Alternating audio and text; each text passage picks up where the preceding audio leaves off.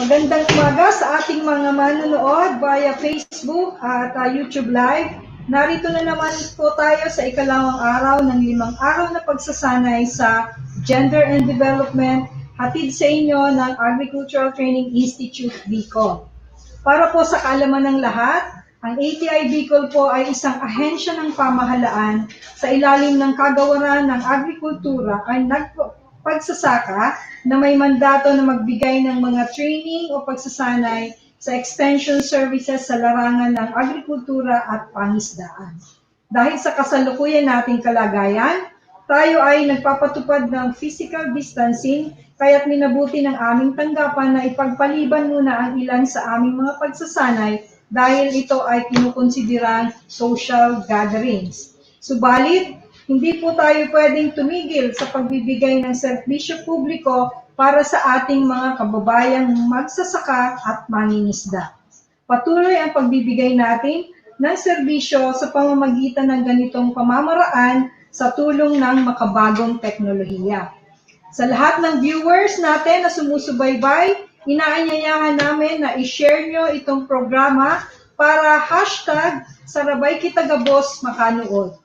Maaari niyong i-share ang aming live feed at gamitin ang hashtag ATI Bicol Sarabay Channel.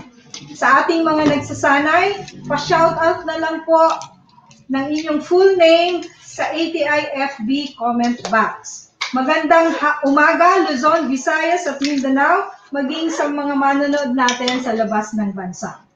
Nais po pala namin magpasalamat sa Office of the Provincial Agriculturist ng Kamsur, kina Ma'am Chair, Miss Obel at Judy, sa pag-facilitate ng pag-imbita ng participants galing ng probinsya ng Camarines Sur. Makakasama pa rin po natin ngayong umaga si Ma'am Maris, ang ating resource person, at si Tim, ang ating sign language interpreter. Pero po bago po tayo magsimula, balikan muna po natin yung mga naging topics natin kahapon or magre-recap muna po tayo ng mga tinalakay natin kahapon. So, kahapon po tinalakay po natin yung mga basic gender and development concepts po. Yung mga iba-ibang attributions to men and women, yung pagkakaiba po or definition ng sex at saka gender. Sinasabi po natin na yung sex ay isang kasarian na ito ay given at birth at permanent. While yung ating gender po is culturally and socially dictated. And then, tinalakay din po natin yung iba-ibang socializing institutions or factors. And then, na-discuss din po ni Ma'am Maris kahapon kung ano po ba yung Filipina through the years. Ano po ba yung tingin ng mga kababaihan at paano napapahalagahan? Umpisa po ng pre-colonial era, maging ng Spanish, American, Japanese era, hanggang po sa ngayon na 2000 yung ating text generation. And then, nailahad din po kahapon yung mga human aspirations, yung mga pagtuklas, yung adhikain ng tao at pagbalangkas ng lipunan. And then, nailahad din po yung iba-ibang manifestations of gender biases. And ano po ba yung mga courses of actions to help para ma-eliminate po yung gender biases? At sa mga pagpapalitan po natin ng mga kuro-kuro at sa mga naituro po kahapon, at paglalahad ng mga iba-ibang opinion, nasabi po natin na ang pag-educate po patungkol sa gender and development ay dapat magmula sa smallest unit ng society, na pamilya. And nasabi din po natin na hindi lang mga babae ang dapat ma-educate, kundi mga kalalakihan din para lahat po ay alam ang kanya-kanyang roles at mga karapatan. Lahat po tayo ay kailangang maging God advocate, sinasabi nga po. So, yun po ay mga na-discuss natin lahat kahapon. At ang aming pong paumanhin kasi po dahil sa nagkaroon tayo ng glitch sa ating system, hindi po natin na-post yung ating assessment kahapon. So mamaya po, ipopost po natin iyon kasama po yung magiging assessment natin for today's discussion. So magandang umaga po ulit sa puntong ito.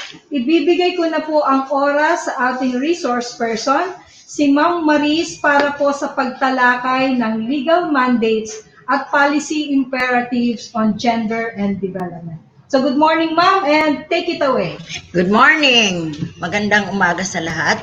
Sana po yung kahapon na lecture natin ay umpisa na ng ating pagiging God advocates. So, yung lahat po na mga questions or kung may mga iba pang medyo hindi masyadong clear, pwede nating talakayin mamaya before magtapos ang ating lecture this day. Kasi may sinabi nga ni ma'am na medyo nagka-problema sa system. Ano po? So, sana po we are in with the new normal. Sabi, wag tayo masyadong kampante sa ating mga ginagawa. So, para naman maayos ang ating buhay, ang ating lahat ng mga ginagawa. Let's follow the protocols. Reminder lang po para sa ating lahat. So, ngayong araw po ay pupunta na tayo sa temang medyo technical, and that is the legal mandates. Ano ba ang pinagbasehan ng ating mga ginagawa sa gender and development? Kasi step by step po yon, Then we have to know what are the legal mandates, policy imperatives on gender and development, Magna Carta of Women, and the gender mainstreaming. Sabi nga yung lahat natin na kung may mga questions po, mas maganda siguro isulat nyo na muna. Tapos before mga 30 minutes before the end of our session, we can tackle it one by one para po mas maintindihan natin lahat, and mas maganda po siguro kung ano po ang mga dapat talagang mas maintindihan natin.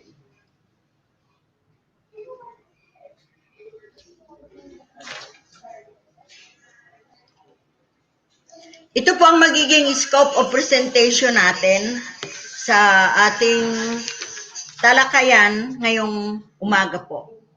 We have the international treaties and commitments. We have the CEDAW, BPFA, and the SDGs. Siguro alam natin ang SDGs ay dating Millennium Development Goals or the MDG. Then we have some national mandates as basis for all the basis kung paano tayo dumating sa gender and development.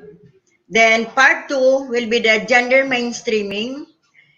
Then the gender mainstreaming and its entry points or introduction to GM. Kasi we have a separate topics and a detailed topics for gender mainstreaming. Ano ba itong mga international treaties and commitments? Sabi nga ay CEDAW. Ano po ang CEDAW? Ito po ay ang isang bill na describe yung mga International Bill of Rights for Women, wherein the Philippines is one of the signatory. Ang CEDAW po ay Convention in the Elimination of All Forms of Discrimination Against Women.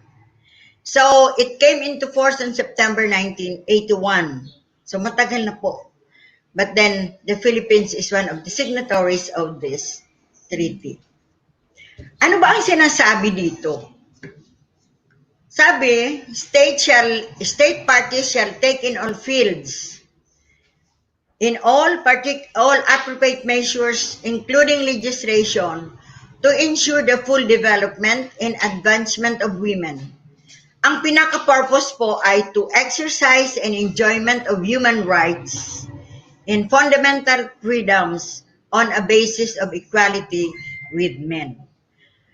So ito po ang pinaka-purpose ng CEDAW. Kasi long time ago, masyado pong ang mga laws ay medyo bias, masyadong pabor sa kalalakihan. There is inequality with men on that time. It was signed by the Philippines on July 15, 1980, ratified on August 5, 1981. and ratified the optional protocol to the SIGAW on November 12, 2003. Ano po ang basis of enactment of various laws? Marami na tayong mga laws na pinapatupad pero hindi masyadong nai-implement o nai-enforce sa ating governance. Yung primero po ay yung Republic Act 7192, that is Women in Development and Nation Building. Sino po ang nakaalala ng anong ito? Republic Act 7192.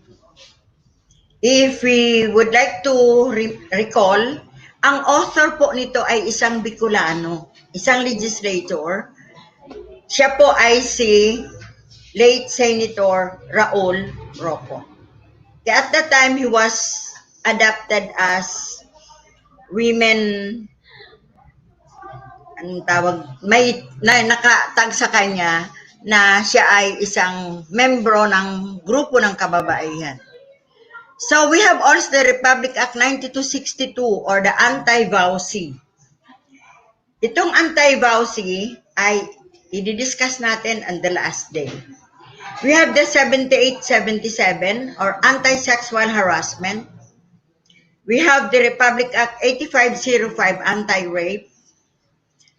Republic Act 8353, we have the Rape Victims Assistance. The Anti-Trafficking in Persons. And the latest is we have the Republic Act 9710 or the Magna Carta of Women. Ang ikalawa pong international treaty ay ang tinatawag nating Beijing Platform for Action. It resulting the document of the Fourth World Conference on Women in Beijing in 1995. Ang pinaka-purpose po nito ay to promote gender mainstreaming as a strategy to ensure that a gender perspective is reflected in all policies and programs at the national, regional, and international levels. The Philippines is very active in this action. Ang concrete actions of this BPFA is a call to protect and promote the human rights of women and girls as an integral part of universal human rights. So when we speak of God, we do not only mean women, but it includes girl, child, and most possibly including also men and boys in our society. It should eradicate the persistent increasing burden of poverty on women and remove all obstacles to women's full participation and public life in decision-making at all levels, including the family. Anong sinasabi dito? If we take note of yesterday's activity, we have the multiple burden or ang kababaihan ay masyadong marami ang mga ginagawa at marami din ang violations or discrimination against women. Ito pa po, eliminate all forms of VAWC. Ensure that there are equal access to education and health services. Promote economic autonomy for women and ensure their access to production resources, and to encourage an equitable sharing of family responsibilities. Kung titingnan natin, yung lahat na ito ay nasa ating mga mission and vision. Tayo sa government service ay may kanya-kanyang mission and vision. And if we go back or analyze natin yung mga ating mission and vision ay nakapaloob po dito. So, it is kung bakit nagkaroon ng mandato sa lahat na government instrumentalities because of this. We cannot go on with these actions without having a program na angkor po o nakaangkop sa ating mga women, mga mission and vision sa kanya-kanyang opisina. So, it is an agenda for women's empowerment kasi at that time, ang kababaihan ay medyo nadidiscriminate in all forms of in all aspects of society. Umpisa po sa political exercise and other aspects sa loob ng ating gobyerno. It calls for actions on 12 areas of concern for women and children. Ito po ang mga areas of concern ng BPFA. Po, siguro, anuhin na lang natin. But most important, andyan po yan lahat at yan ang naging base ng ating Magna Carta of Women. So, it includes the girl, child, and also boys and men. Then we have the Sustainable Development Goals. Formerly po ito ay, ang tawag natin dito ay Millennium Development Goals. Marami yan, but our concern here is the Role 5 or the Goal 5. What is the Goal 5? Goal 5 is to achieve gender equality and empower all women and girls. So we have different targets to end all forms of discrimination, eliminate all forms of violence, and eliminate harmful practices such as child early and forced marriage and female genital mutilation. We have also the value of unpaid care and domestic work. So it arises to the different gender biases that women are multiple burden. Pagdating sa loob sa bahay, mas marami ang ginagawa and unpaid. Siguro kung experience natin yan, tayong mga nanay, talagang we experience. Dami tayong ginagawa, nagtatrabaho na tayo. From the office, we also do the domestic work. And isa po yan sa target na at least ma-recognize. And in fact, this time, parang may si Senator Cayetano, na kung pwede, yung domestic work ng nanay ay dapat at least may bayad din. Para makompensate naman yung additional burden nila sa loob ng bahay. Kasi sabi nga nila, ang mga nanay ay may pangangailangan din. Nag-aano din sila, napupunta din sila sa parlor. Pag nabili din sila ng mga damit. So, but then, because they are not working outside, at least yung domestic work, may value naman. Then we have to ensure women's full and effective participation in leadership and decision-making. Leadership, sabi ko na nga, in political aspect. Noon, walang mga leaders tayo ng mga kababaihan. If we recall, it is only, according to records, it is only in 1935 that the women are given the chance to vote. So the exercise of suffrage was enjoyed by mga kababaihan natin only in 1935. So it is one of the goals or targets of the SDG number 5. Ensure universal access to sexual and reproductive health and reproductive rights. Then, equal rights to economic resources, the use of information and communications technology to promote empowerment of women. So, those are the 3 international mandates. Ito talaga ngayon, because this is more technical, siguro, mas madali nating maintindihan kung sa English natin gagawin. Kasi may mga technical terms na ang hirap i-translate sa Tagalog, lalo na kung Bicol, kasi baka maiba ang meaning. So, bear with me kung this day, most of the time, we will be having it in English. Then we go to the national mandates. Ano ba ang pinagbasehan ng Magna Carta of Women having our national mandates? The first is the Philippine Constitution if we look at our Constitution 1987, and I'm sure hindi pa tayo mga parte ng ating gobyerno at the time. Sabi nga, in Section 14, Article 2, the state recognizes the role of women in nation building and ensure the fundamental equality before the law of women and men. This is the reason why when we speak of gender of God, we mean women and men. Ano po? So God is not for women only. Kung may mga naaapi or may mga differential treatment, also for it includes men, including the child girl and the boy. In Section 14, Article 13, it has something to do with the working women by providing safe and healthful working conditions, taking into their maternal functions and such facilities and opportunities that will enhance their welfare and enable them to realize their full potential in the service of the nation.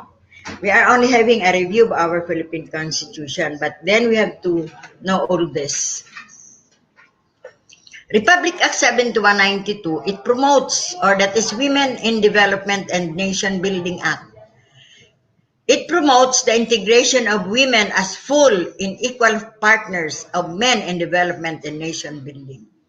So if the men can do good for our nation, the women could also do. Especially that women do more of the household work, which in the family, in our society, we say that family is the smallest unit of our society. In the kind of community that we have reflects the kind of families that we have. So grants women full legal capacity to act and enter into contracts. Grants women right to admission into military schools. I think that is very visible. It is only in this time na women are admitted at the military schools. Then we have the General Appropriations Act. Alam natin to. Then we have mandates to allocate funds for the implementation of a God plan especially it started at the time of President Ramos. Na po. May mga specific allocations na and mandates for the implementation of a God plan. It started in 1995, but it seems na not all government agencies are complying with this mandate. 1995, 2020 na tayo. Marami pa nga na mga agencies or marami pa tayong mga kasama sa gobyerno, sa DepEd, sa local government units na wala pa talaga ng mga formal trainings on God. Then we have, in 1995, General Appropriations Act. It mandates agencies to set aside 5% of their total annual for God concerns. Approve and adopted the PPGD or the Philippine Plan for Gender and Development. It mandates agencies to allocate funds for the implementation of a God plan. So matagal na po pala talaga. Kailangan hindi natin masyadong nai-implement. And because of those international treaties and the national mandates that we have, it is only in 2009 that we have the Magna Carta of Women. Magna Carta of Women is known as Republic Act 9710. Siguro marami nang nakakita sa inyo na ito po ang handbook ng Magna Carta of Women. Nasa slide. Ito po ang kumbaga pinaka-Biblia natin. You can request this from the Philippine Commission on Women. Kung wala pa tayo sana. Or pag nag-training po, pwede naman tayong magkaroon ito. But hindi na in a handbook form. Ano po? What's in a name? Ano ba ta Magna Carta of Women? Kasi marami nagkakamali. Pwede namang for women. Pwede namang on women. And what is the best? or what is the appropriate term is, we have of women. Kasi pag, depende kasi ba, depende sa purpose ng ang preposition kasi daw, it connotes, nagbibigay ng mas maraming meaning. Ano of women? Kasi pag for women daw, ay para sa kababaihan. Yung parang ibinigay mo na lang. Pag on women, yung, sige, para lang yan sa babae. Pero pag of women, parang yung kababaihan ay kasali sa pag-formulate nito. And sila mismo ang nagkaroon ang dami nating kababaihan na nag-work or nag-effort para magkaroon tayo ng Magna Carta of Women. Ano po daw ang Magna Carta of Women? Simply, it is women's human rights. So pag sinabi nating Magna Carta of Women, it is a comprehensive women's human rights law signed in 2009. Ang president natin yan ay si President Arroyo, Macapagal Arroyo. That is a very good legacy to us. Ano po ang pinaka-purpose? Eliminate discrimination against women.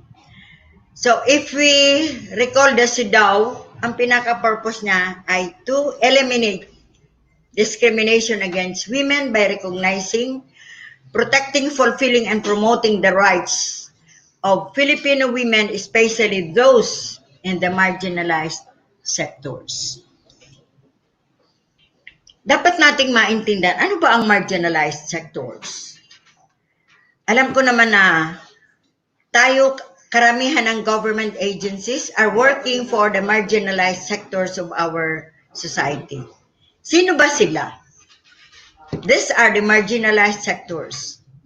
Small farmers and rural workers, especially the Department of Agriculture, other agencies, BIFAR, DTI, DOST, they are working on the marginalized sector. We have the IPs, indigenous peoples, they are considered a marginalized sector.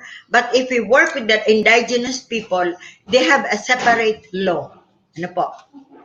Those workers in the informal economy, we have the Moro, the children, urban poor, migrant workers. Migrant workers is considered a marginalized sector because usually they are the vulnerable groups in human trafficking. We have the fisher folk, senior citizen, persons with disability, and workers in the formal economy.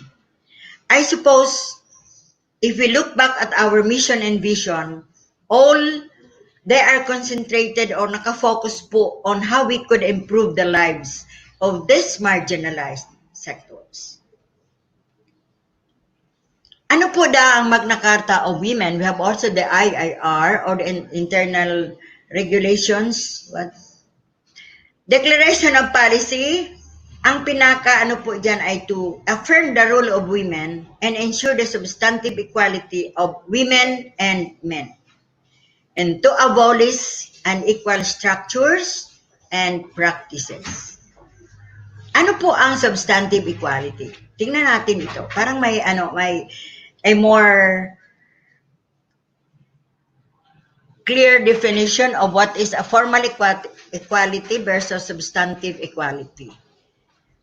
Sa formal equality is an approach wherein men and women are seen as similar. So they are afforded a similar treatment, though biological, cultural, and social differences are ignored, and particular needs of women are not addressed. So in our study, it is a must that before we can go into other topics of the God, ang inauna nating iniintindi ay kung ano ba talaga ang difference ng men and women.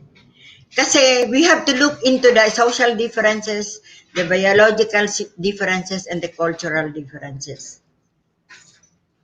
Sabi nga, pag hindi mo alam ang pangangailangan ng iyong mga kasamahan sa pamilya, marami pong inequalities, maraming discrimination na nangyayari.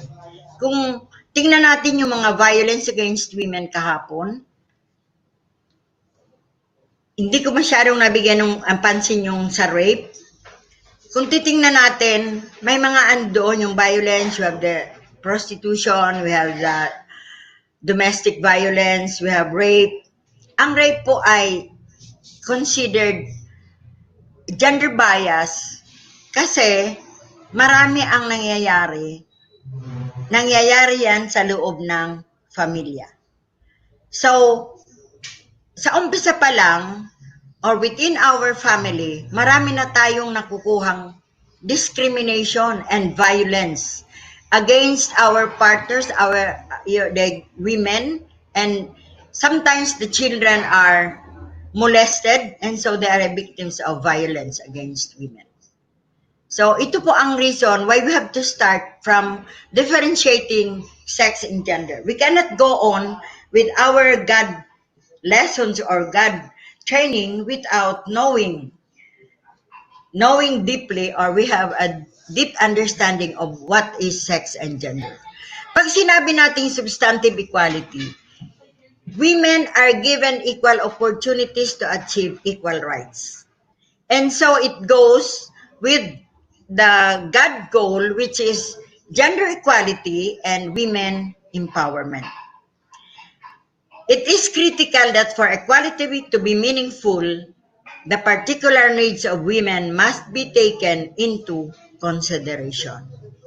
Kasi marami pong needs ang kababaihan, ang mga batang babae, parehas din ng mga lalaki. Ano po? Both adults and child.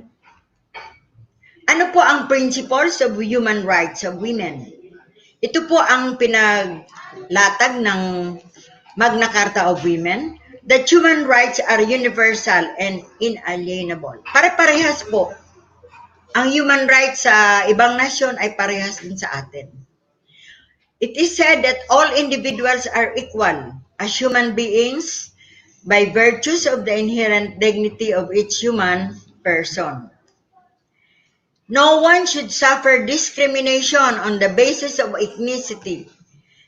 Kaya nga, ang mga iba, sinabi ko kanina, IPs have their own handbook or laws, and other groups of our people in the Philippines and in the world. We have gender, age, language, sexual orientation, disability, and others. So, ano nga daw ang discrimination against women? Paano na masasabi natin na mayroong discrimination?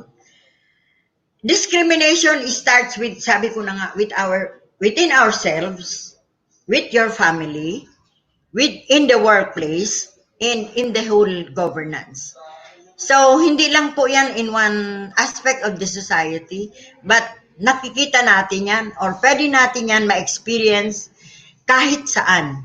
So, iyan po ang pinaka-objective ng God, is to discriminate or maalis po ang discrimination against women. So, ano nga daw ang discrimination against women? It is gender-based. Pag sinabi nating gender-based, we mean both men and women. So, kaya ang ginagamit natin ay gender kasi women, men, and women. Distinction, exclusion, or restriction, which has the effect or purpose of impairing or nullifying the recognition, enjoyment, or exercise by women and men, irrespective of their marital status, on a basis of equality of men and women, of human rights and fundamental freedoms. So we should not forget human rights or fundamental freedoms in all the plans and programs that we are preparing for our clients. Sabi ko na nga, kanya-kanyang opisina may sariling or specific clients. Though we have agencies that are having the same clients or the marginalized sectors. Dito po sa Magna Carta of Women, ang role 4 is the rights and empowerment. Ano ba ang mga rights and empowerment ng mga tao o ng mga kababaihan? Ang una po ay protection from violence. Incremental increase in the recruitment and training of women and police force, forensics and medical legal services and social work services, fields that provide services for women victims of gender-related offenses. At least, ito po kasi noon may role na ang pagre-recruit ang mga babae ay hindi pwede sa PNP, hindi pwede sa mga medical legal offices, social works. But then ang kailangan po ang mandate based on the Magna Carta of Women, at least daw 50% of women within the next 5 years. And kung titingnan natin, kasi ano pa tayo ng kultura noon, we have the culture na pag babae ka, mag-teacher ka na lang. Or wag ka nang mag-aral, mag-aasawa ka na lang, aasawahin ka na lang, nasa bahay ka. So yun ang bagay na gusto nating maalis o ma-minimize dito. So the CSC is mandated to conduct personnel audit and recommend DVM staffing measures. NAPOLCOM and BIDOG to set policies, rules, and regulations for the incremental increase on recruitment and training of women. I happen to be a speaker I was invited by the Marina, and I research on things na sa ano nga lang pala, sa pag ikaw ay naging, sabi noon seafarer ngayon, ang term, because of the gender, ang employed lang na women ay 1%. So, nadideprive po ang mga kababaihan in terms of economy. Kasi alam natin na mataas ang income kung ikaw ay nasa barko. Ano po? So, this would help women that are qualified for the positions. Then we have another protection from violence is protection and security in situations of emergency, armed conflict, and militarization. Ensure participation of women in planning and management of relief operations. And provision of relief supplies give due consideration to specific requirements of pregnant women, lactating mothers, sick people, senior citizens, persons with disabilities, and children. Ito po ay masyadong importante kasi in times of emergency, di ba ngayon may may mandate na lahat may emergency and evaluation center. Evacuation, in terms of calamities. Kung titingnan natin, ang maraming na bibiktima ng violence or sa ating mga evacuation center ay ang kababaihan. Bakit? Kasi madilim, may mga matao o sama-sama sila. Kaya dito para mabigay natin ang protection and security, kung meron tayong evacuation center, you have to provide facilities. You can charge it to your God fund. Ano ba ang mga facilities?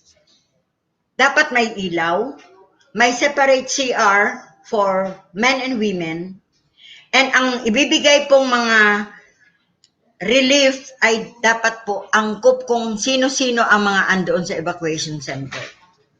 Pag may senior citizen, ang i-provide natin po ay yung mga immediate na pangangailangan. Kasi kung minsan sa emergency or evacuation center, yung general lang, basta may pagkain, may wala tayong kino-consider kung sino-sino ang ating mga evacuees. So it is po na andoon na yan. So ang primerong requirement po kung kayo ay kaya nga may mga DRRMO offices na tayo para maibigay natin. We have to be gender responsive in all the aspects that we are providing. So basic po, dapat may CR, may ilaw, and separate evaluation or sleeping areas for men and women, and as well as children. So kung titingnan natin ang this is directed to OPAP, DNDEFP, DSWD, DepEd, DOH, and CIP for NCMF and the LGUs. LGUs, when we speak of LGUs, we mean the national, regional, provincial, municipal, and the barangay levels. Ito naman po, all government personnel involved in the protection and defense of women against God-based violence to undergo mandatory training on human rights in gender sensitivity. Ito po, mandated po yan na lahat na personnel ng any agency should undergo human rights and gender sensitivity training. For rank and file personnel and for other constituents po sa barangay, we can give or offer them the basic gender sensitivity. Kasi kailangan po, they should be, malaman nila kung ano ang rights. And it is in this context that all barangays are mandated to establish violence against women's desk or the VAWC desk with personnel or VAWC desk officer. And all this, ang mga barangay, all barangays are mandated. Alam ko ang DILG is very aggressive on this. Isa po ito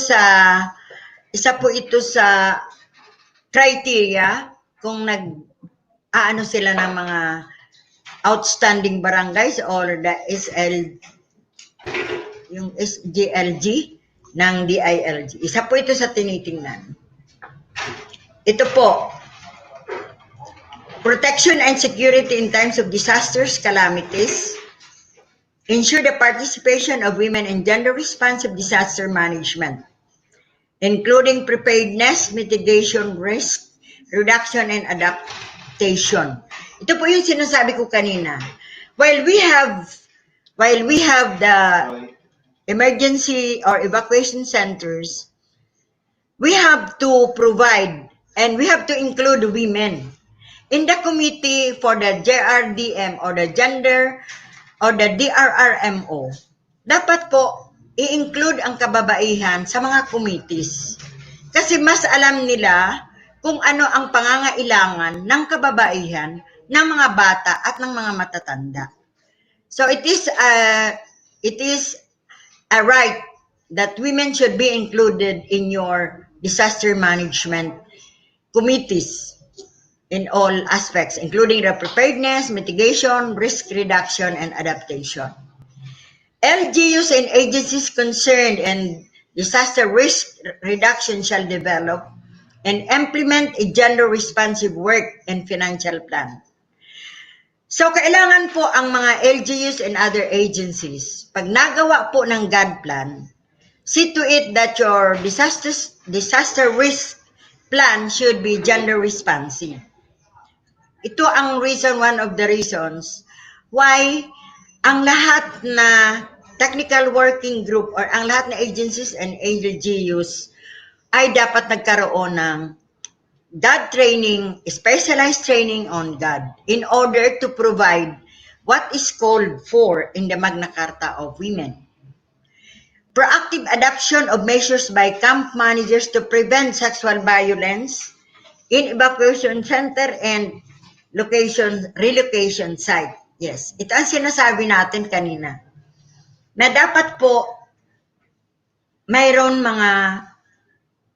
mga provisions in order to prevent sexual violence. Una, dapat you have to provide light. Lighting facilities should be properly provided. Separate CRs. Those are some gender facilities that we have to provide in our evacuation centers and relocation sites. Ang iba magtatanong, saan ba yan pwedeng i-charge? You can charge it in your fund, or if not, you can have it in your general fund through kaya nagkakaroon tayo ng HDDG kasi magagamit natin yun sa paggawa ng mga plano. Participation and representation. Empowerment within the civil service na dapat daw 50-50 gender balance for employees at the third level position. All agencies to take proactive steps to capacitate women employees for third level positions to meet the 50-50 gender bias in 5 years. Pero alam ko maraming mga opisina na pagdating sa mga department heads, kuminsan mas madami ang babae. Ano po? Pero dapat fair ang pagpo-promote or pagsiselect ng mga positions para hindi natin ma-violate itong empowerment within the civil service. Then participation of women in all levels of development planning. At least 40% membership of all development councils shall be composed of women. Ito po lalo sa LGU. Maraming mga development councils. Kaya lang pagdating doon sa we have the local development council, minsan hindi pa po masyadong na-attain ito, but there is a mandate na at least 40%. This is one of the reasons why we encourage women to participate politically in all sa mga barangays. Kasi karamihan, in my trainings with the LGUs, nalalaman natin na karamihan ng mga barangay officials are kalalakihan pa or mga lalaki. So, because of this mandate, I think we can encourage to participate in the local elections or in the development council. Alam natin kung ano ang mga development councils. Lalo sa barangay, you have your peace and order, you have yung sa school board, and other different councils. Marami na kasi ngayon. Then we have LGUs are tasked to submit list of women appointed in third level positions to CASB every end of semester whenever applicable. Alam ko ginagawa ninyo ito. Determine such ratio of mandated members of local development councils. Ito, tinitingnan ito ng DILG. So, wala siguro tayong masyadong problema dito. Because ang DILG po ang nag-monitor, ang nag-aasikaso sa mga local government units. Then we have also the temporary special measures. It refers to a variety of legislative, executive, administrative, and regulatory instruments, policies, and practices aimed at accelerating the fact equality of women in specific areas.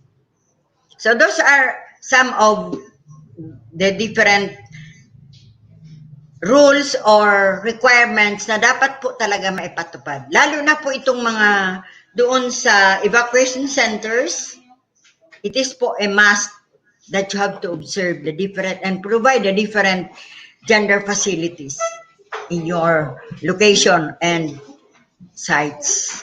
Then we have the participation and representation. Yes, it has something to do with the COMELEC should incorporate in its guidelines for accreditation of political parties specific provisions that promote integration of women of said political parties. Kasi nag-a-accredit po baga ang COMELEC or nagbibigay ng mga encouragement sa kababaihan. So see to it that women are also given the same chance. Leadership and private sector. Take measures to encourage women leadership in the private sector in the form of incentive. Ito po, this is because we have been reminding of human rights. So it is also a right for equal treatment before the law. Review and if necessary amend amendment or repeal discriminatory laws within 3 years from the effectivity of the Magna Carta of Women. I think the PCW are making some revisions or reviewing this. There are people who are reviewing this. Ang most important, I have the family code provision, the RPC provisions, anti-rape, CMPL. LGUs with the participation of women's groups shall review existing ordinances and policies and repeal or amend them accordingly. Kasi sabi po baga sa LGUs, dapat at least 40% participation in all development councils. So you have to abide by this law.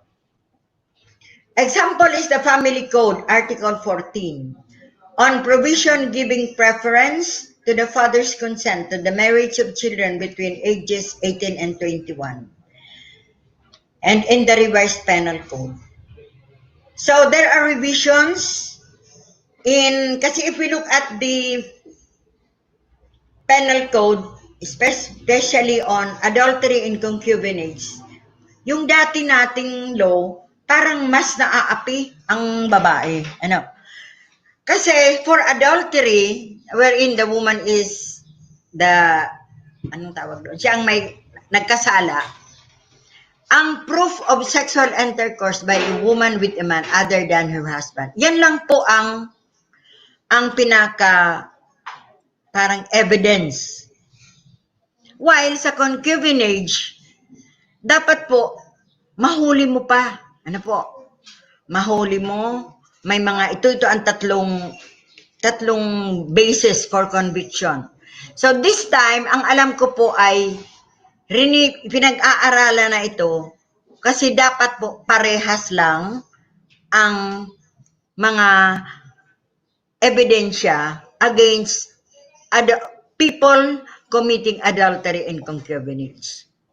Kasi mas madali mong mai-convict ang babae through adultery kaysa concubinage kasi mas marami.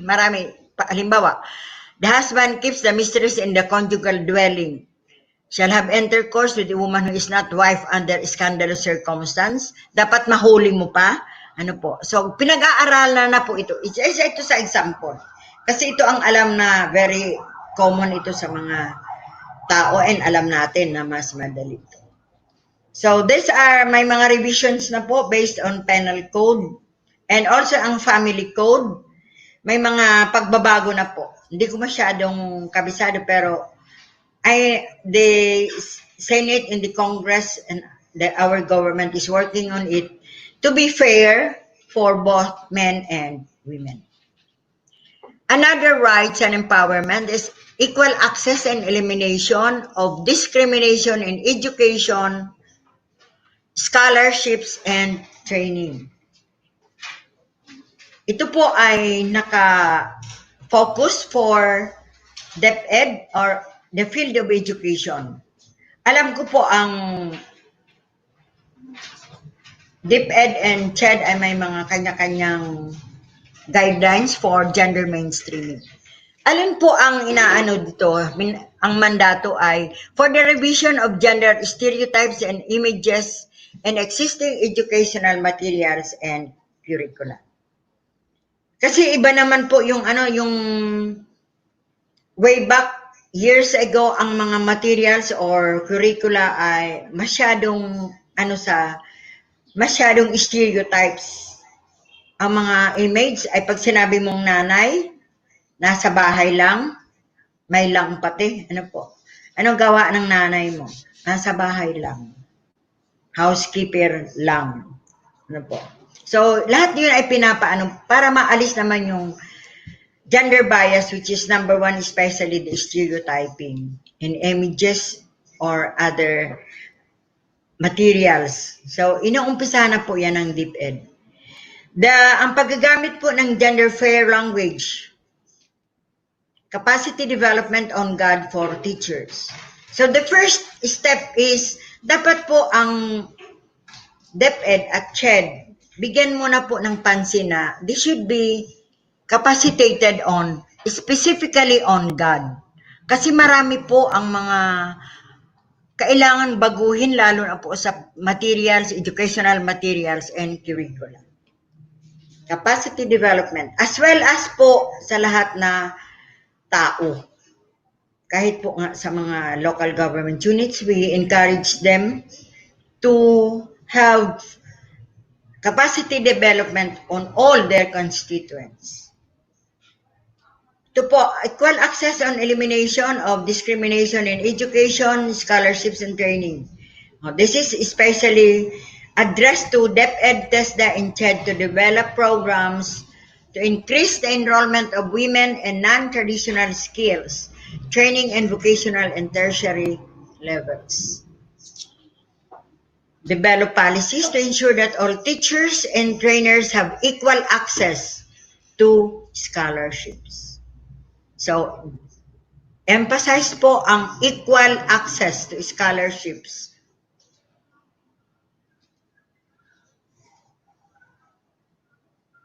Outlaws the expulsion and readmission of women faculty due to pregnancy outside of marriage. Noon po, pag ikaw nagbuntis, ang teacher ay nagbuntis, automatically you will be terminated from your service. But ngayon po, because of the Magna Carta of Women, may provision na po. Parang may hindi mo pwedeng i-terminate ang mga kababaihan, especially the women faculty na nabuntis na walang asawa or hindi nagpakasal. It prohibits schools from expelling or refusing admission to a female student solely in the grounds of pregnancy outside of marriage during her school term. As well as female students should not be expelled. Ito pong mga provisions na ito ay nakalagay po ito doon sa Memorandum Circular ng CHED. That is, I suppose, 2010 or 2005. Hindi ko masyadong, pero na-discuss ko na rin ito kasi we were invited to lecture on higher education. Please take note kasi kailangan talaga to. At ang nagkaroon ng violence kasi ang karamihan man ay na-rape or iniwan ng mga partners, tapos tatanggalin pa. So please take note of this, lalo po yung mga taga-DepEd. Develop programs and policies to prevent VAWC. Coordinate with PNP, DOG, CHRD, SWD, and the LGU in giving appropriate assistance to female faculty and student victims of VAW. Hindi lang po guidance counseling lang ang kailangan dito. But they should be given appropriate assistance. And it is not, the keyword is not to terminate teachers and female students that got pregnant outside of marriage. Equal participation in sports. Dapat po daw, the Philippine Sports Commission should create guidelines to establish and integrate affirmative action as a strategy in gender equality, as a framework and planning and implementing PPAs relating to the participation of women and girls in sports. Noon nga baga ang nagbabasketball lang, ang nagbabalibol lang ay mga lalaki.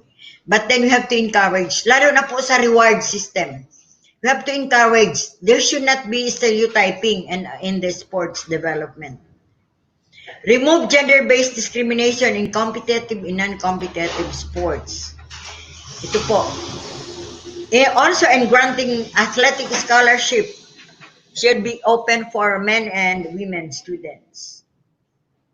In the field of military, police, and other similar services, DND, DILG, DOG, and LGUs shall grant the same privileges and opportunities and to pay increases, additional benefits, and awards.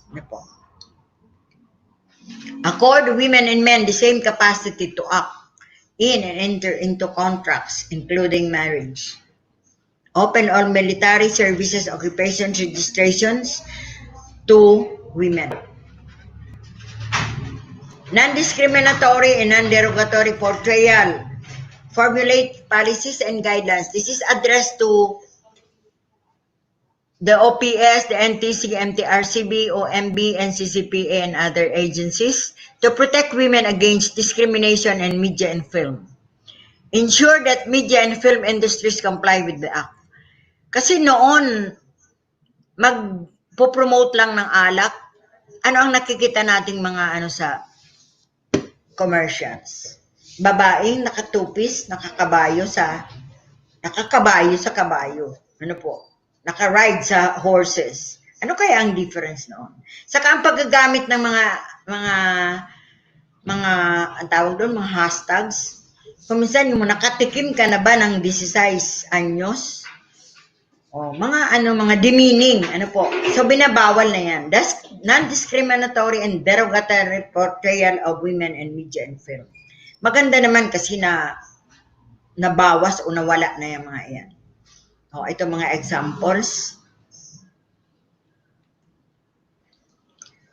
Ito po, comprehensive health services and health information and education. This is usually directed to DOH, PhilHealth, DOLI, DepEd, CHED, and LGUs. LGUs in the sense that lahat ng mga tao sa barangay ay covered po ng LGU. Dapat daw po all stages of women's life cycle should be covered. It addresses the major causes of morbidity. We have the maternal care. Sa maternal care, dapat po zero death mortality. So, dapat alam natin yan. Alam ko ang health, ang DOH in Bicol had been training all their regional personnel. In fact, we did it in 2018 pa. Maganda po yung ng mga they were able to prepare. I would like to recognize the DOH kasi okay talaga yung nila. Sa family planning, dapat po i-provide.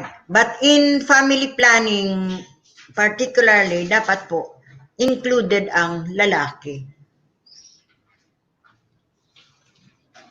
So, dito po sa health service, ang dito po ay yung sa family planning, dapat po ay ibibigay natin, pero we should only include.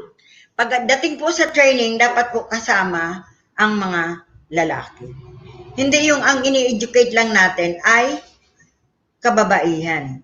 Kasi sa family planning, both men and women or husband and wife are responsible in implementing or in doing family planning. So, sa lahat po nating mga services sa LGUs, or lalo na po dito sa maternal or health services, dapat i-include natin ang babae at lalaki.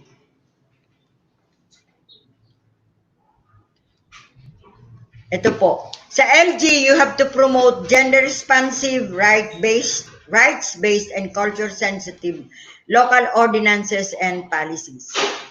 Ang primero po, dapat ang local government units ay magkaroon ng God code. Ano itong God code? Parang itong Biblia ng lahat ng mga sa gender and development, mga policies, mga privileges, mga plans and programs ay po nakalagay dyan. But it should be anchored on the Magna Carta of Women. Alam ko, hindi lahat na munisipyo ay may God code. If the municipality have God code, pwede po naman i-adapt yan ng mga barangays. Through legislation, you can adapt it. So, hindi po basta-basta basta tayo gagawa ng kung ano-anong mga policies. It must be a God code that is anchored on the Magna Carta of Women. I would like to mention, pero sana hindi ako ma-misinterpret. Ang Bula Municipality or GU Bula, Kamsur ay mayroon po kaming God code. And I'm a part of the development of the God code because I was once an employee of the LGU Bula. Ang reproductive health code, ito din ay responsibility ng health na magkaroon po kayo ng code. In fact, this is required by our government because it is one of the mechanisms for the implementation of and ma-facilitate po ang make our government gender responsive. Ano po? Kasi ang purpose natin ay maging gender responsive tayo. It promotes the comprehensive health of girls, adolescents, women, and elderly women. Alam kong health, DOH is aggressive on this in the provision of health services. But yung wala pa, it is only additional info. Formulate a health human resource development plan. Skilled health personnel, and alam natin na nangyayari ito, to attend all deliveries, qualified and capable health service providers.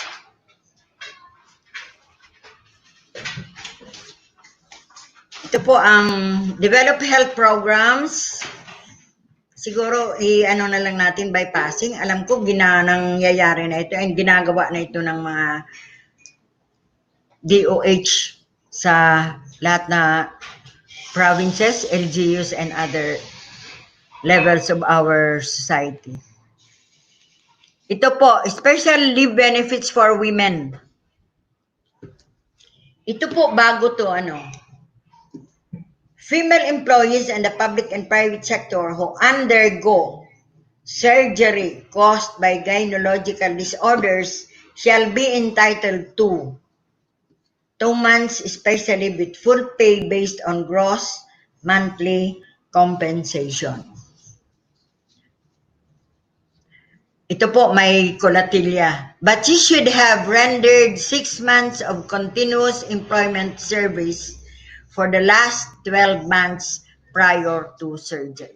Remember po, kung ma-avail ka kang 2 months special leave, dapat nag-undergo ng operation or surgery.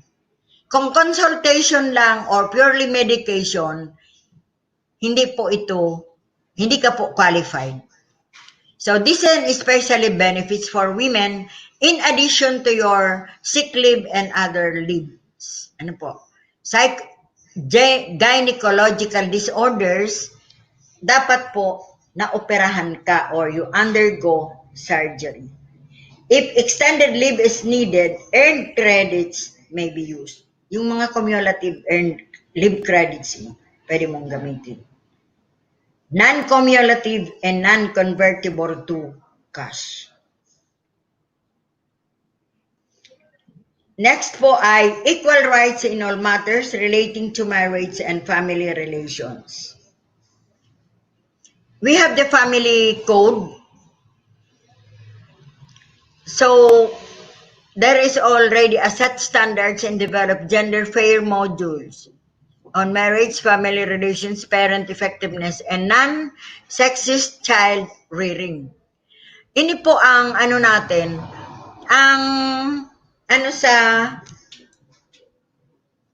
may mga revisions po naman sa family code. Ano po? So, they are working on, we start with, sabi nga, may mga gender fair language para maalis yung sexism in our plans and programs.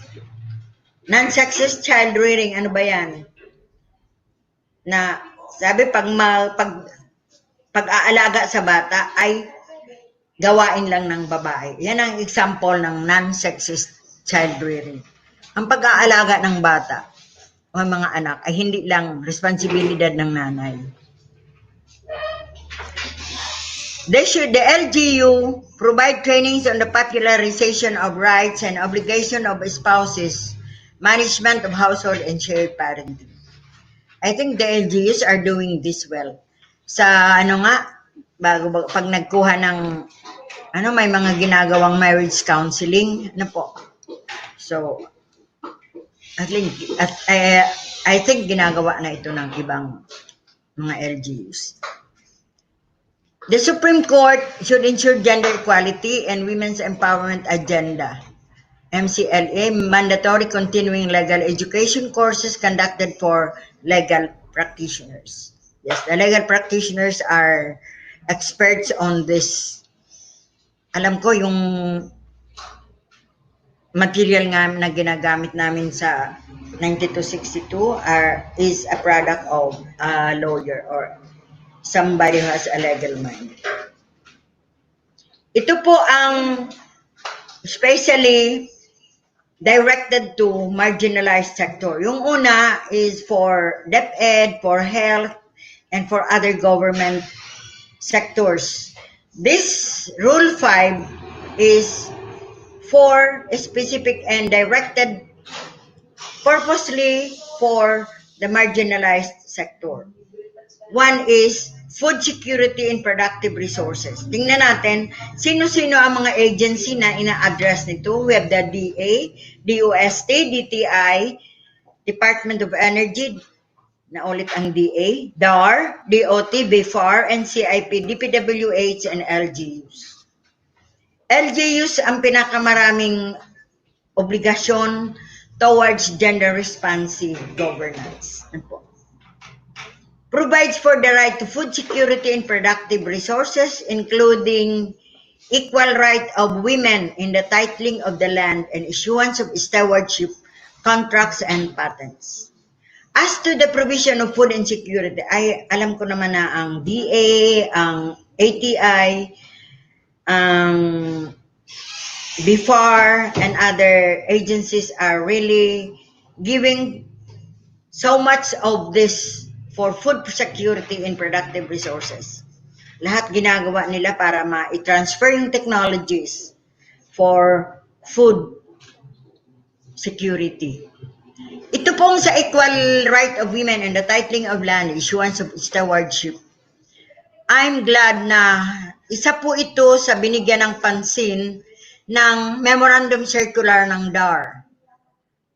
Naka-specify na po ito because DAR have also the administrative order yata ang ginawa ng DAR on the titling of land. Kasi noon, pag tingnan nyo yung mga luma nyong titulo or certificate of land title, ang nakagalagay lang doon ang pangalan ng lalaki.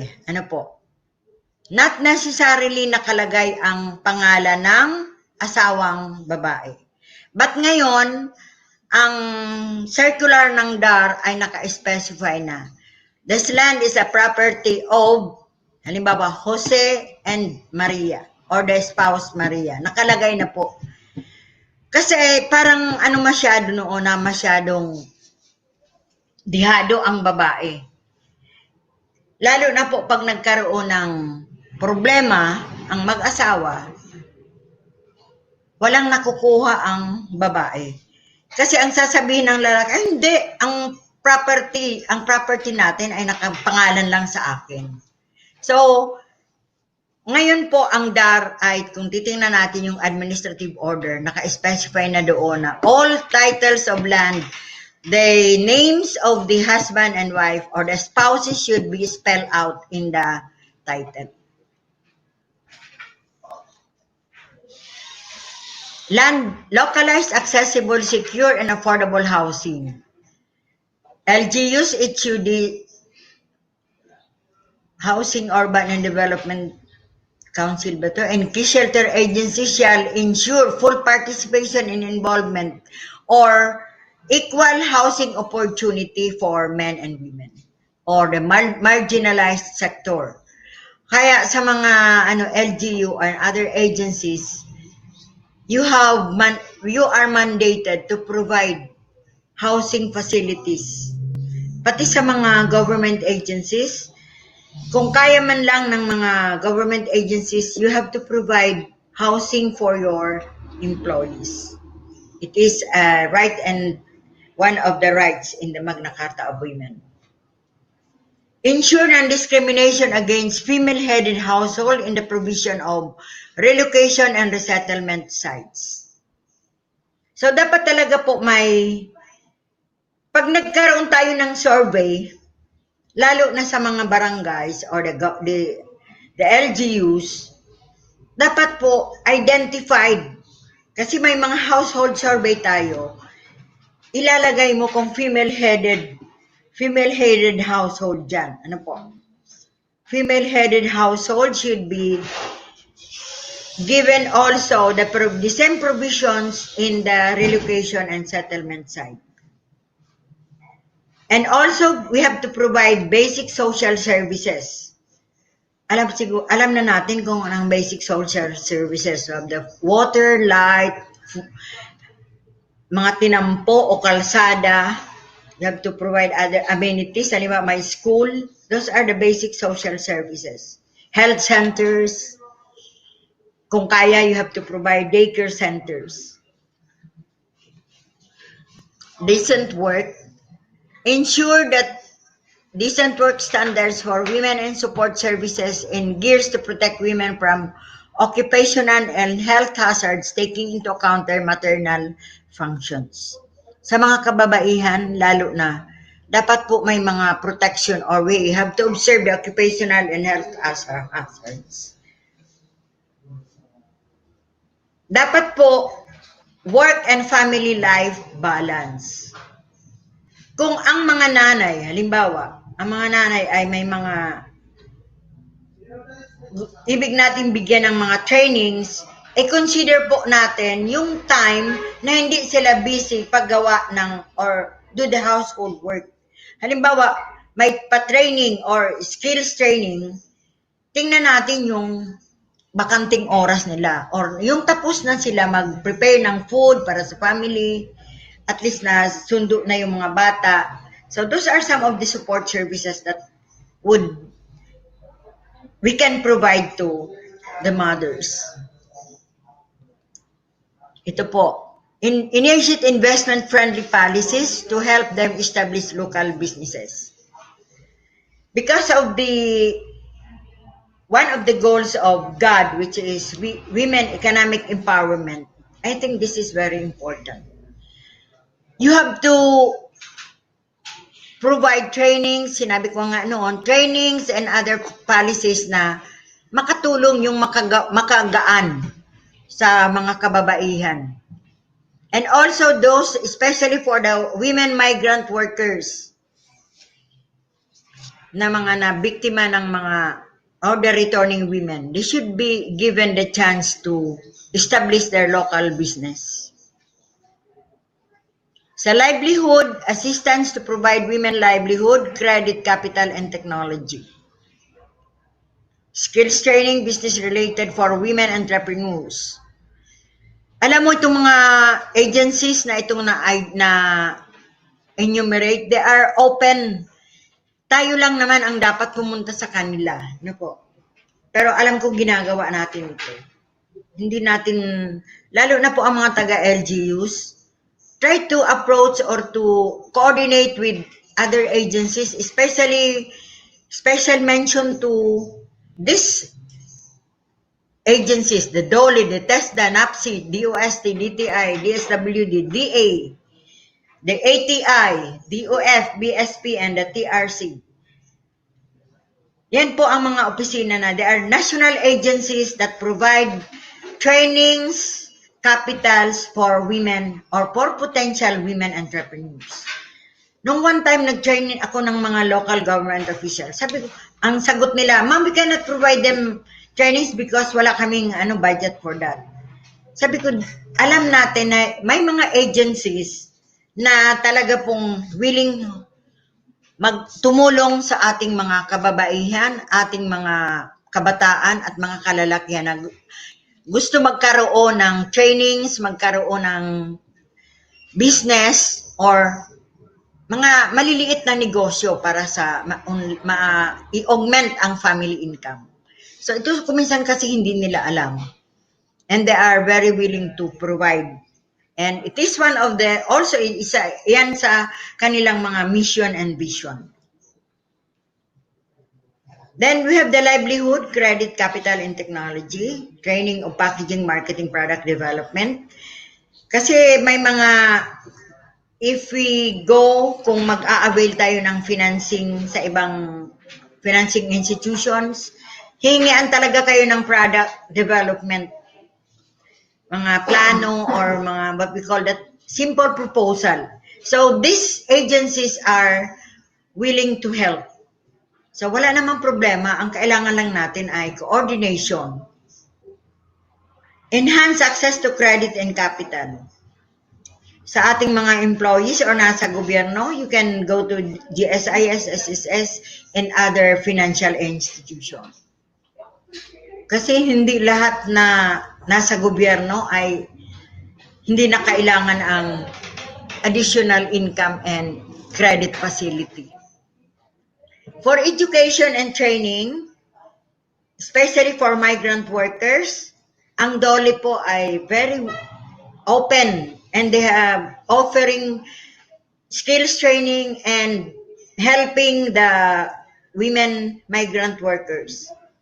So dapat po ang LGU ay may data, sino-sino ito, ano ba ang kailangan ng mga itong.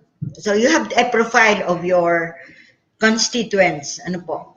Ang kagandahan sa DOLE, nagbibigay and other agencies, nagbibigay sila package na saka halimbawa may mga kit, halimbawa kailangan mo ng mag-produce ng mga kakanin or halimbawa may isa akong tinulungan, yung nagawa sila ng pili, binigyan sila ng mga facilities ng DOST ang nagbigay. So aside from the trainings na ma-avail ng isang entrepreneur, pati yung mga facilities and mga tawag doon, mga kailangan, halimbawa yung pang lamesa, ng working table para sa paggawa ng mga projects. Ito kasi kung minsan hindi natin alam na may mga agencies pala na develop nito. But more important is you have to develop and implement gender sensitivity training program. Sabi na nga, lahat, lalo na ang sa marginalized sector, should undergo gender sensitivity training. So wala po ditong pinagsasantabi.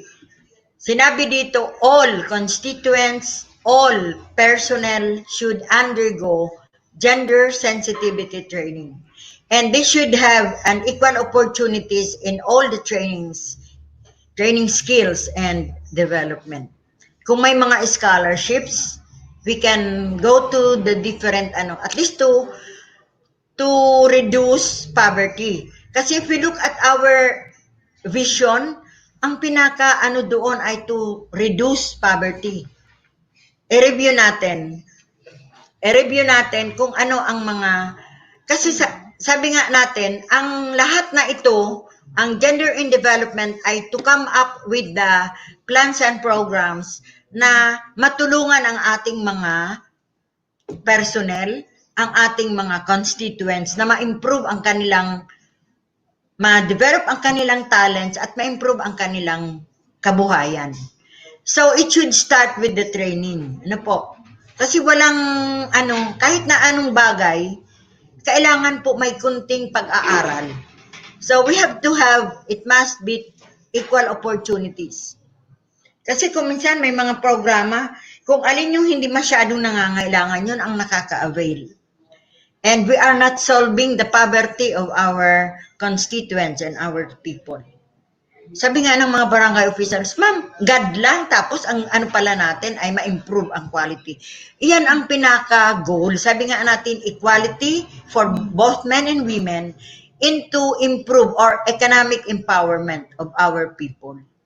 So, simple lang po kung susundan, gagawin, and kaya nga lahat, kasi hindi ito kaya ng opisyales, hindi kaya ng mga department heads, hindi kaya ng mga regional directors, everybody is given the chance to know what God is and how to reach the goal. Ano po? Representation and participation, ini po. Leadership formation programs for grassroots women. This is especially for DAR. Kasi dyan, PARC, PARCOM, and BARC. What is BARC? Barangay Agrarian Reform Council. BARC, Barangay Agrarian Reform Council. Grassroots women. NPC to ensure that its sectoral council shall have at least 30 women membership. Ano ang NAPSI? National Anti-Poverty Commission. Minsan kasi naka-shortcut na lang lahat na natin dito.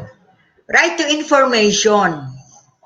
All agencies na dapat mag-develop and gumawa ng available information and easy materials on their services and funding outlets on women's empowerment and gender equality. Mga information materials, Halimbawa, kasi meron nga ako, hindi lang kaya nakikita. Meron ditong mga leaflets. Ito po, leaflets on Magna Carta of Women. Sabi ko, pwede ba itong i-reproduce? I-reproduce ng mga agencies kasi madali itong andito yung lahat natin na di-discuss ay dito. Kasi siguro wala na nitong, hindi makaka-provide lahat ang PCW. So it can be reproduced. Pag na-reproduce ito ng mga agencies at mga LGUs, yung nagastos nyo po dito, pwedeng i-charge sa God Fund. Para naman maintindihan, kasi kung kaya nga daw na i-Tagalog or kung anong dialect, pwede ito. Kasi mas may maraming mga materials na pwedeng magamit to empower and towards empowerment and gender equality. Social protection. Ano po itong social protection? SSS and PhilHealth to support indigenous and community-based social protection schemes. I think the government is now okay with this. Kasi may mga PhilHealth coverage na. Sa SSS, this is for private. Siguro hindi ito kaya ng Pero po itong sa PhilHealth, the government is doing this well. Lahat po including mga senior citizen and other marginalized sector. But you have to comply also for the requirements kung ano ang kailangan ng agencies. Lalo in this COVID time, may mga sinasagot po tayo ng PhilHealth. So they are now complying with the social protection. And bago pa noon, ang mga LGUs po ay may fund for social protection of the indigents or the marginalized group. Ito, sinasabi ko na, institute policies and programs to reduce poverty. And I'm sure this is one of ito po ang hindi dapat kalimutan ng lahat ng government agencies and instrumentalities to reduce poverty. Kasi hindi magkakaroon ng magandang gobyerno kung ang mga tao ay lahat ay below the poverty line. Sabi nga ng NEDA, para daw maalis ka doon sa poverty level. Ilan na nga yun, sir? At least you have an income of 120,000 for a family of 5. I'm not so sure of that. But may na po yan. So we have to be aware. Ano ba talaga ang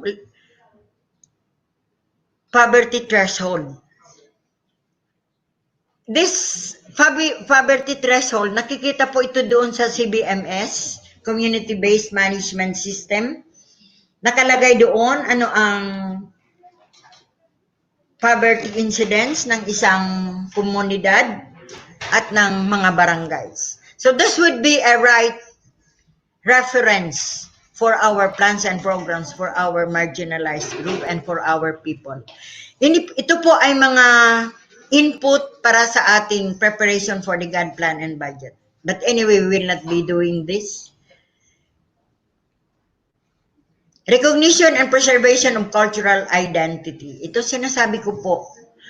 Ang kanya-kanyang group or cultural identities ay may kanya-kanyang handbook or a public act. So, we have to refer to them. I got hold of the NCIP handbook. Then we have also the ARMM. So, kanya-kanya po na cultural identity. We have to observe also. We have to deal in accordance with their gender mainstreaming line. Peace and development. Ito po ang mga importante for increase women's participation in discussion and decision making and peace process. inclusion of women's in the peace agenda, peace perspective in education curriculum, and recognition and support for women's role. I know ang mga different agencies are aware of it, and we have mga concerns, and we have also policies regarding peace and development. Ito po, services and interventions for women in especially difficult circumstances or WEDS. Sino-sino ito? Ito yung mga victims and survivors of sexual and physical abuse, illegal recruitment, prostitution, trafficking, armed conflict, women and detention in others. This is usually directed to DSWD, DOLE, TESDA, DOH, and other agencies. Alam ko may mga LGUs na may ang tawag nila doon yung housing for WEDS, yung mga victims ng sexual abuse, mayroon na silang provisions ng bahay doon. Mayroon ang ibang agencies. So marami pala ang dapat nating malaman. Ano ba talaga? In fact, sagad ito ang pinaka-importante. Pag alam nyo to, ang Magna Carta of Women, madali na po sa paggawa ng ano. Binibigyan pong pansin talaga ito. Na, in fact, the role says, on the localization of the Magna Carta of Women. So, ito po ang sa trafficking, mas importante ito yung mga na abroad or na biktima ng mga human trafficking, illegal recruitment, women in detention, sexual and physical abuse. Dapat po separate. Anyway, sa BGMP, separate naman talaga ang men and women detention cell. Tapos may mga facilities for seniors, dapat po na bibigyan po yan. Protection for girl. Ano po? Ito, for LGUs especially, those who are working with the LGUs, please see to it that ensure that the local child protection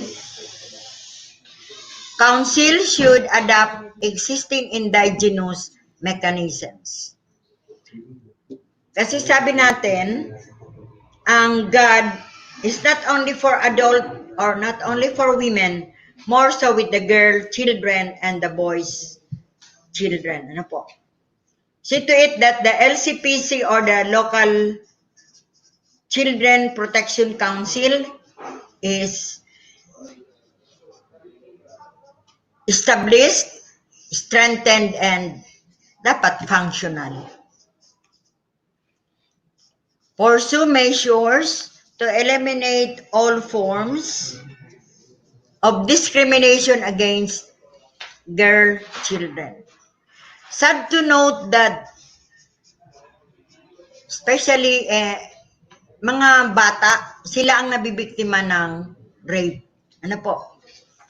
Nabibiktima sila ng rape, and mas nakakagulat kasi karamihan ay incestuous. Ano po? Incest. Incest ang nangyayari. Ang biktima ay ang mga bata. Siguro, pag meron tayo nito na kaso sa ating barangay or sa ating munisipyo, sa ating mga kasamahan, we have to investigate bakit nangyayari yan. And mind you, most of the cases is because of poverty. Because of poverty.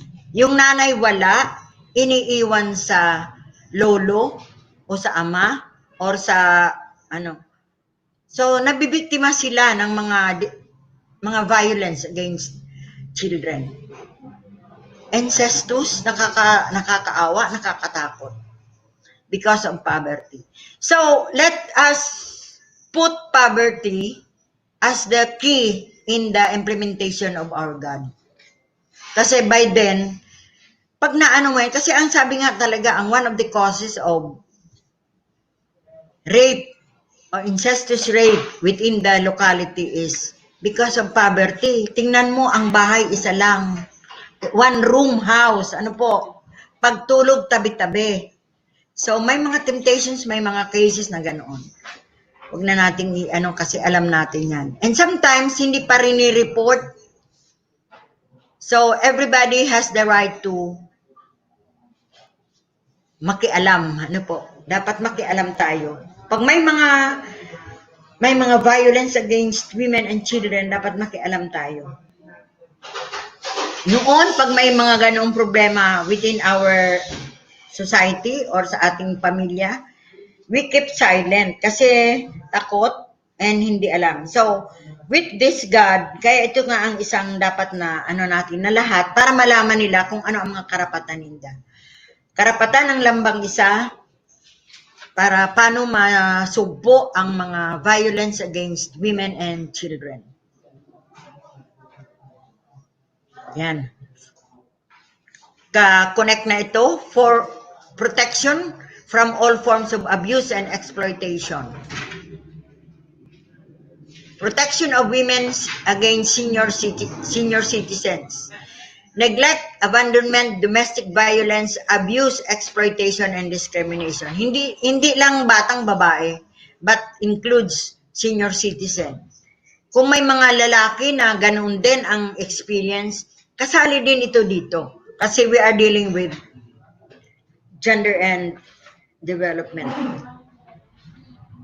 Ito, sinasabi ito, all programs and services for senior citizens shall be gender responsive, rights-based, and culture-sensitive.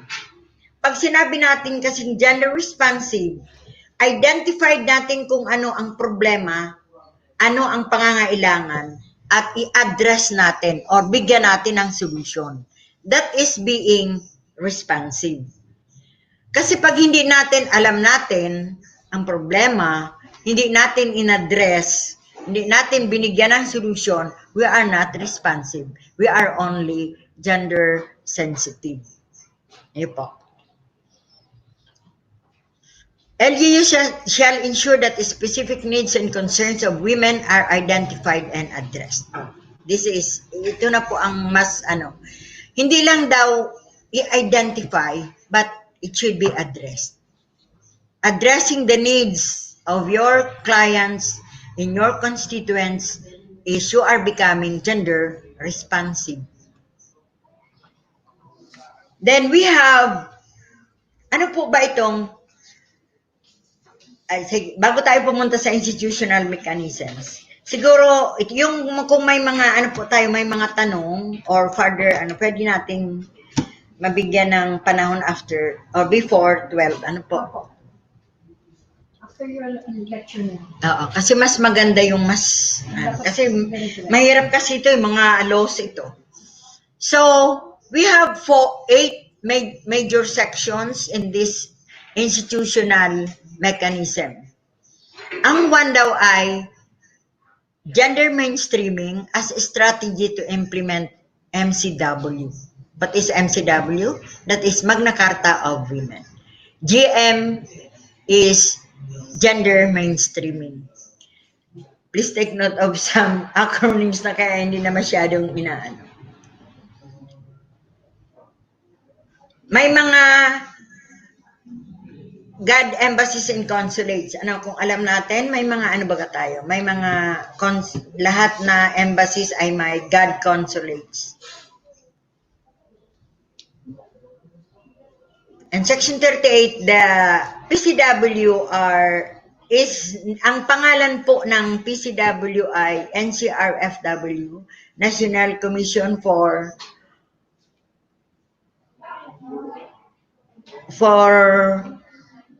Filipino Women.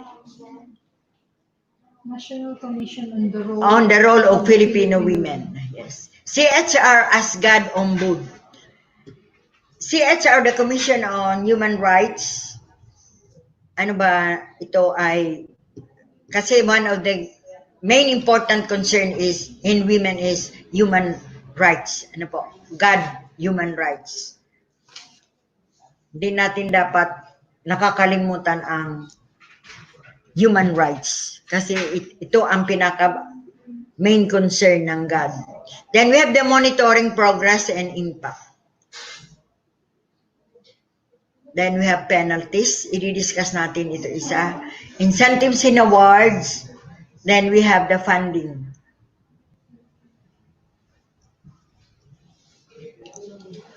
Ito po ang mga mekanismo kung paano natin maayos or ma-fully implement ang GAD.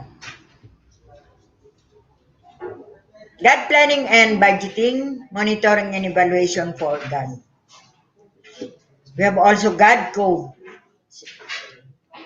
GAD focal points, GAD database. Ano po dahil sa gender and development planning, budgeting, monitoring, and evaluation. All agencies, offices, tingnan natin ha, hindi lang ito yung isa lang na ano. All agencies, offices, bureaus, issues, GOCCs, LGUs, and other government instrumentalities shall formulate their annual GAD plans and budgets. This is a mandate to all. Ano po?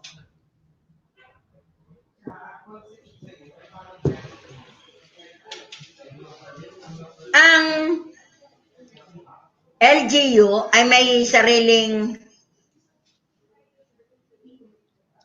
Joint Memorandum Circular, that is the LGU Republic Act, GMC 13, but it was amended. Other agencies, bureaus, issues, GOCCs, and other sectors, may isa rin siyang GMC, wherein all the guidelines are stipulated. So, iba po ang ano ng LGUs at ng other agencies on the formulation of annual GAD plans and budgets. Pag-prepare daw ng GAD plan, ano lang po ito, parang introduction, kasi hindi tayo magdi-discuss ng GAD planning and budgeting. It must be within the context of their mandates. Kaya kanina sinasabi ko, you have to review your mission and vision. Kasi yung GAD plan mo ay should be in accordance with your mandates, or specifically, ano ba ikang ahensya? So you have your separate or mandate mo ay iba kaysa ibang agencies.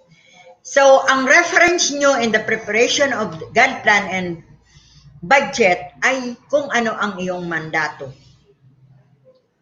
We go back to your mission and vision, but mission and vision should be reviewed and updated. Kasi baka may mga na hindi na pala sa angkop sa panahon ngayon. Ay ngayon, lahat na dapat may sense of God or gender and development. So, iba na at siguro medyo matagal na rin. Kaya anyway, alam ko naman na lalo na sa LGU, we have to revisit every 5 to 10 years ng ating mga mandates. And I'm sure they are doing that well. It should respond to gender gaps or issues. Yung gagawan mo ng plano ay sasagutin yung mga gender gaps or issues. Ano ba ang mga pangangailangan? Ano ba ang mga needs? Ano ba ang mga dapat na palitan to improve the lives of your people towards the fulfillment or attainment of your agency mandates? GAD budget should be at least 5% of the total agency or LGU budget shall correspond to PAPs in the GAD plan. Ano po ang PAPs? PAPs are projects, activities, and programs, activities, and projects in the GAD plan. Or ang iba dyan, PPAs, including the services in the GAD plan. Ano po? So, at least, dati, 5%. Ngayon, ang sinasabi ay at least, and that 5% can influence your remaining 95% of your budget. Ang pinag-uusapan ay total LGU budget. Ano po?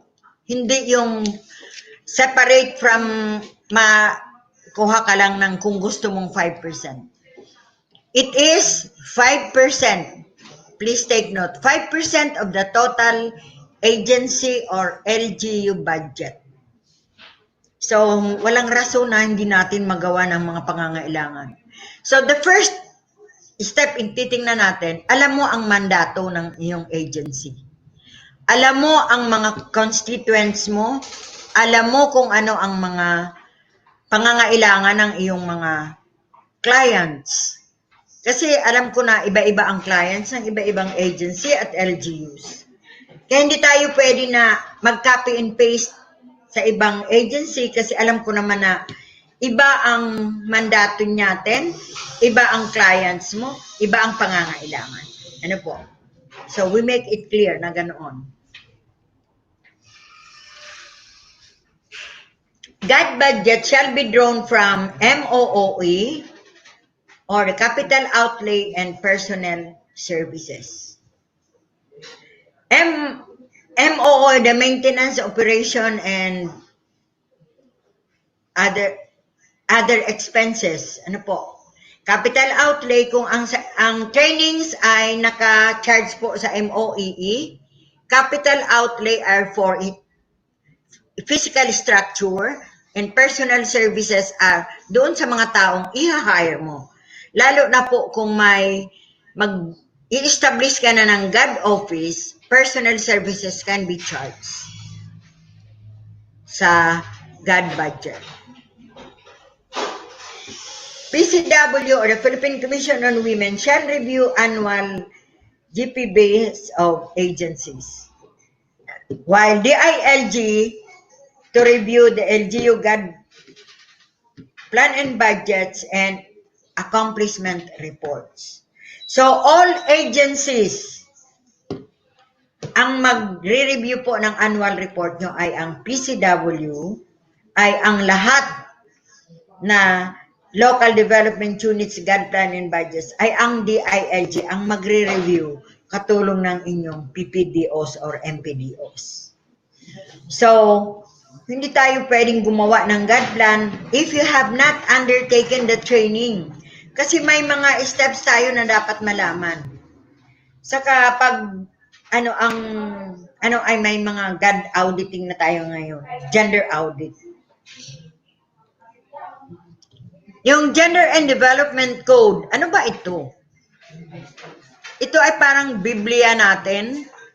The purpose is to ensure sustainable gender-responsive governance.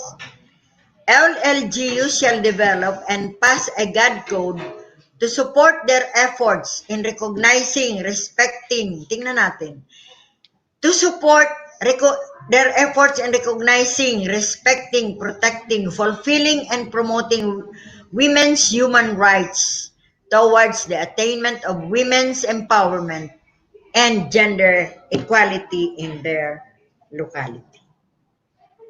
So, ang God Code ay yung natin yan, parang Biblia or development plan, para maipatupad kung ano ba talaga ang pangangailangan ng ating mga constituents. Not necessarily women, but all the identified marginalized sector ng ating lokal na gobyerno, towards the goal which is the attainment of women empowerment and gender equality in their locality.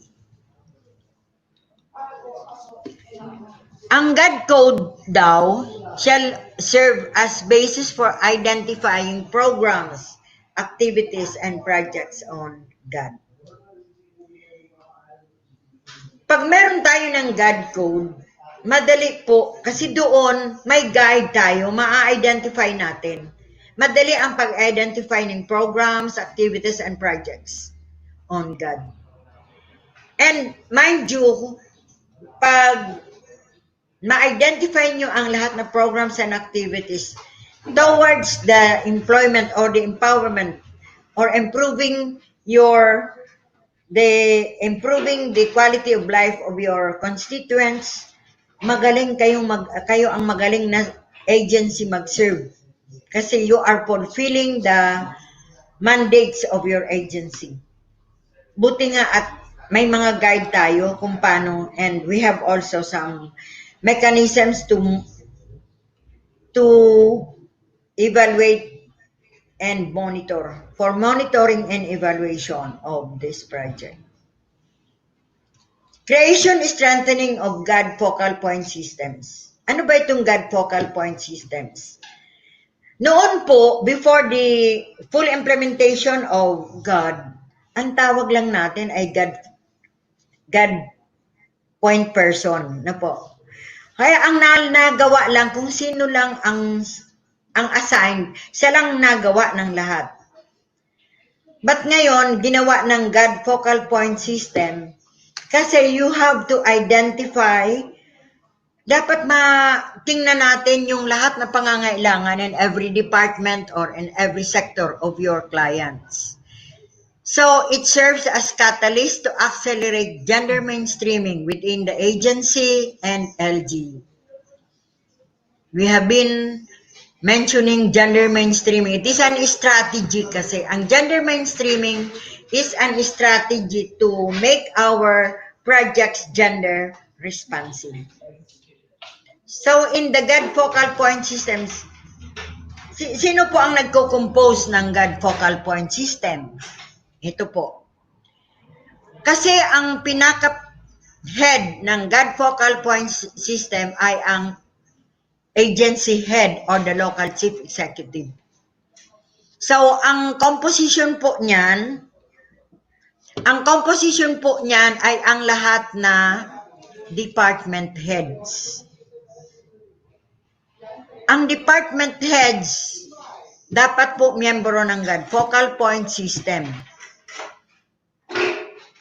Ang role nila ay for direction setting, advocacy, planning, monitoring and evaluation, and technical advisory on mainstreaming God perspectives in the agency, including your PAPs, programs, activities and projects and processes.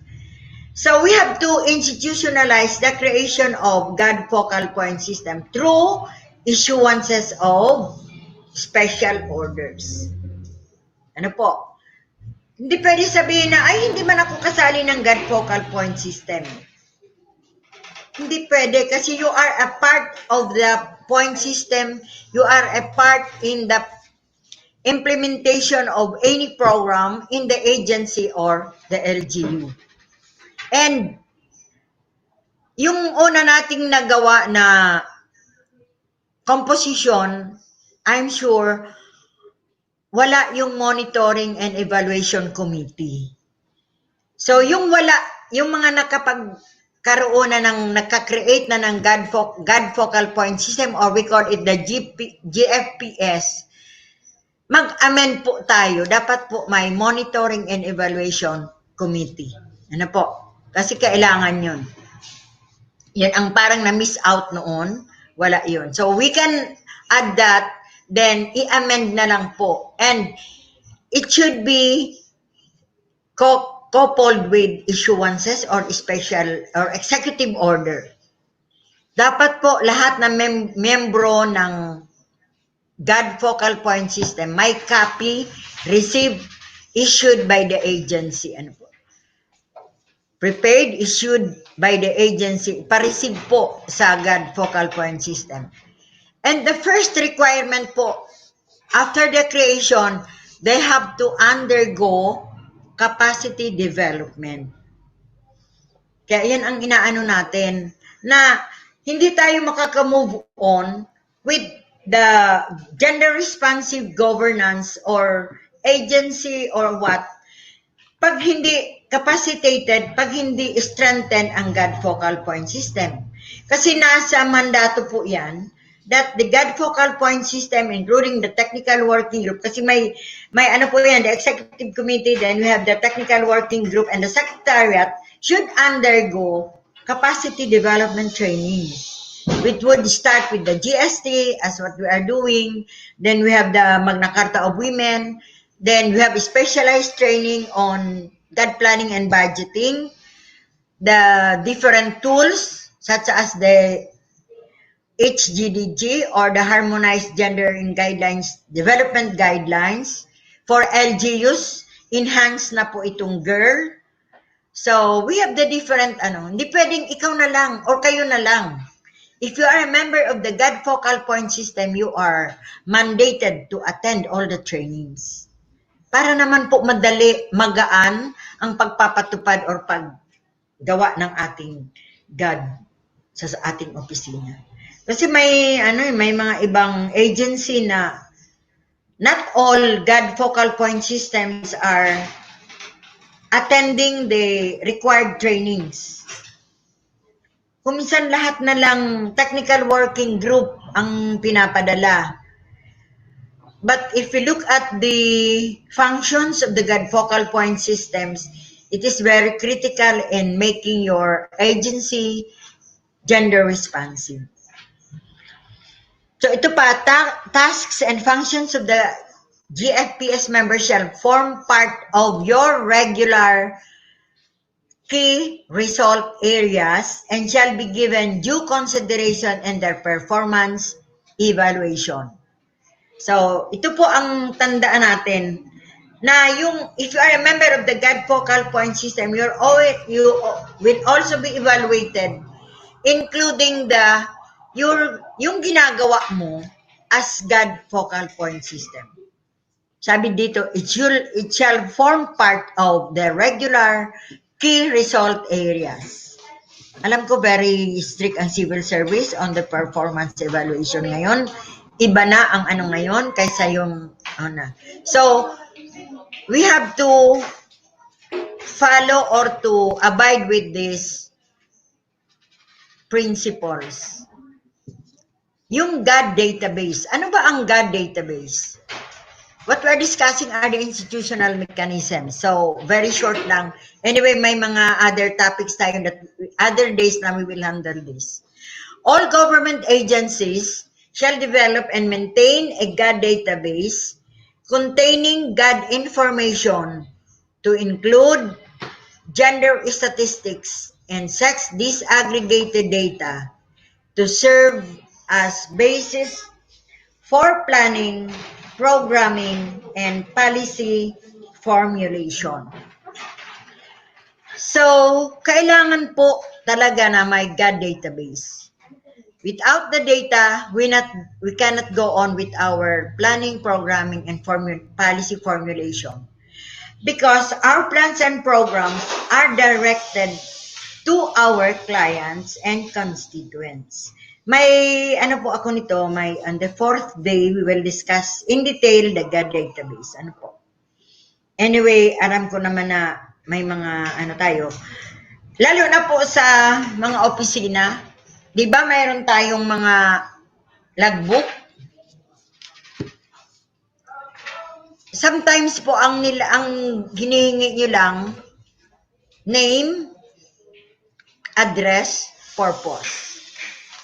Please amend or i-correct po. Please include a column for sex. Po? Yun ang mga nakikita ko sa ating mga logbook sa opisina or in any other Because what we need in preparation of God plan is the sex disaggregated data. Lalo na po sa mga dito sa DA, sa ATI, at least at the end of the day, maa-identify mo ilan ba ang client kong babae, ilan ba ang client kong lalaki. Po? So please, sana po ang lahat nating mga logbooks or other don't forget to add a column for sex. Because in that way, doon pa lang, we are establishing a sex disaggregated data. Yan ang napapansin ko. Please do not, on the column, do not use the gender. Kasi, sabi ba natin, pag sex, it is male or female. Pag gender, it is masculine or feminine. And pag sinabi nating sex kasi male or female, alam mo kung babae or lalaki. Pag sinabi mo kasing feminine or masculine, hindi mo alam kung babae siya or lalaki siya. Masyado. Kasi may mga ano naman na, sabi nga ngayon, ang ano ay iba-iba na. We have 100, ilan? 120 na daw ang sexual orientation. So pag gender, ang answer natin dyan, ang isusulat dyan ng clients natin ay feminine or masculine. Na po. From the LGBT and other arguments. Hindi natin yun kasali ngayon. May other time kung gusto mag-discuss niya. Ano po? We have also got focal officers in the Philippine embassies and consulates. Ano po? It is a mandate that at least they have at least one gender focal point officer. Ensure that there is always a duly trained in place at any time and should appoint an alternate when the permanent is absent. Ang ay ito po ay require kasi marami tayong mga kababaihan at mga kalalakihan na nasa abroad or mga OFWs and nagiging biktima ng mga karahasan or illegal recruitment. So ito ang pinakaano nila. We will not discuss this in detail. Sino naman si Philippine Commission on Women? Siguro hindi natin masyadong kilala unless you are with this group. It is under formerly the Philippine Commission on Women is under the office of the President, but now it is transferred to the ILG. Ano po ang primary concern ng PCW? It acts as the primary policy making and coordinating body on women's empowerment and gender equality concerns. Sila po ang overseer kung ang lahat na programa ng gobyerno ay angkop sa goal ng gender and development. Kung titingnan natin, yung yung God plan and budget ng mga agencies, ang nagko-collect at nag-check noon ay ang PCW. So, iyan po ang pinaka-concern ng Philippine Commission on Women. Nasabi nga natin, ang unang pangalan niya ay National Commission on the Role of Filipino Women. Yan, ito po. Serves as overall monitoring body and oversight to ensure the MCW's implementation. Sila ang nagmo-monitor, sila ang nag-oversight kung ang Magna Carta of Women are fully implemented. So, kung mayroon po kayong mga concern, pwede naman po kayong magdirekta sa Philippine Commission on Women. Yung mga napuntang ang po nila ay nasa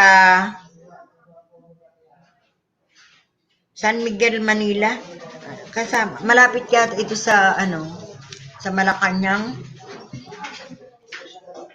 Ang nila ay website www.pcw.gov.ph.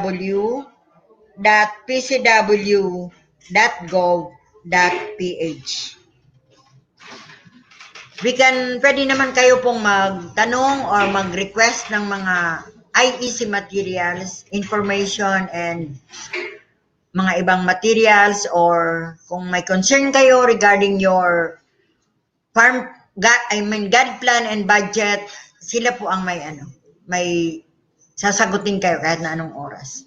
Kung magre-request kayo ng mga resource person, yung mga sa iba-ibang sila po ang pwede kayong magdirekta sa kanila sa PCW. At sila po ang magre-recommend sa inyo, bibigyan kayo ng listing ng mga list of kasi sabi ko nga may mga sila ang nag-a-accredit ng mga trainers. Di ko pala nasabi kahapon, for Bicol, for Camarines Sur po, or we have 4 po kami ditong accredited trainers. Sa Albay, 2 yata o 3. Ang isa doon ay commissioner ng PCW. So, in Bicol region, we have at least 7. Maano-ano ang Bicol kasi maliit tayo pero marami kaming na-qualify. Yung mga gustong you have to, may mga processes po kayong dadaanan. Po. pwede naman na pag mag-inquire lang po kayo dito sa yung website ng PCW. Though ang training ay under the technical group DCRDS, may sila. Then we have the Commission on Human Rights. We have the Gender Ombud. Acts on investigations in complaints of discrimination and violations of women's rights. Kaya tingnan natin noon baga na may move na alisin ang Commission on Human Rights. Nagkagulo yung mga nasa taas kasi hindi pwede because of the great responsibility ng Human Rights, Commission on Human Rights. So, ang nila ay Gender Ombud. Hindi, Gender Ombudsman. Po? Kasi, pag anuhan mo ng man, that is no longer genderized or gender sensitive. Then we have also penalties. CHR to recommend to CSC, DILG, Sandigan Bayan, Office of the Ombudsman, administrative or disciplinary measures for individual who violates the law. Ang concern ng CHR, yung mga individual na nagba-violates ng law. Depende kung ang ay on personal matters sa CSC yan iaano. Pag mga other concerns sa DILG, we have the Sandigan Bayan. Usually ang mga sa Sandigan Bayan, mga elected officials, po. Then Office of the Ombudsman, administrative or disciplinary measures for individuals to violate, who violates the law. The CSC shall act on CHR's recommendations within 60 days upon receipt. Take note of this, kasi kung kayo nagkaroon ng mga problema, you have to direct, alam nyo kung saan nyo i-direct, and alam nyo kung hanggang anong, you have to know the prescriptive period. Po? So, we have the prescriptive period of 60 days within or upon receipt. If violence was perpetrated by agents of the state, such shall be considered aggravating offenses with corresponding penalties. Ito po ang penal provisions for private entity or individual. Person directly responsible shall pay damages.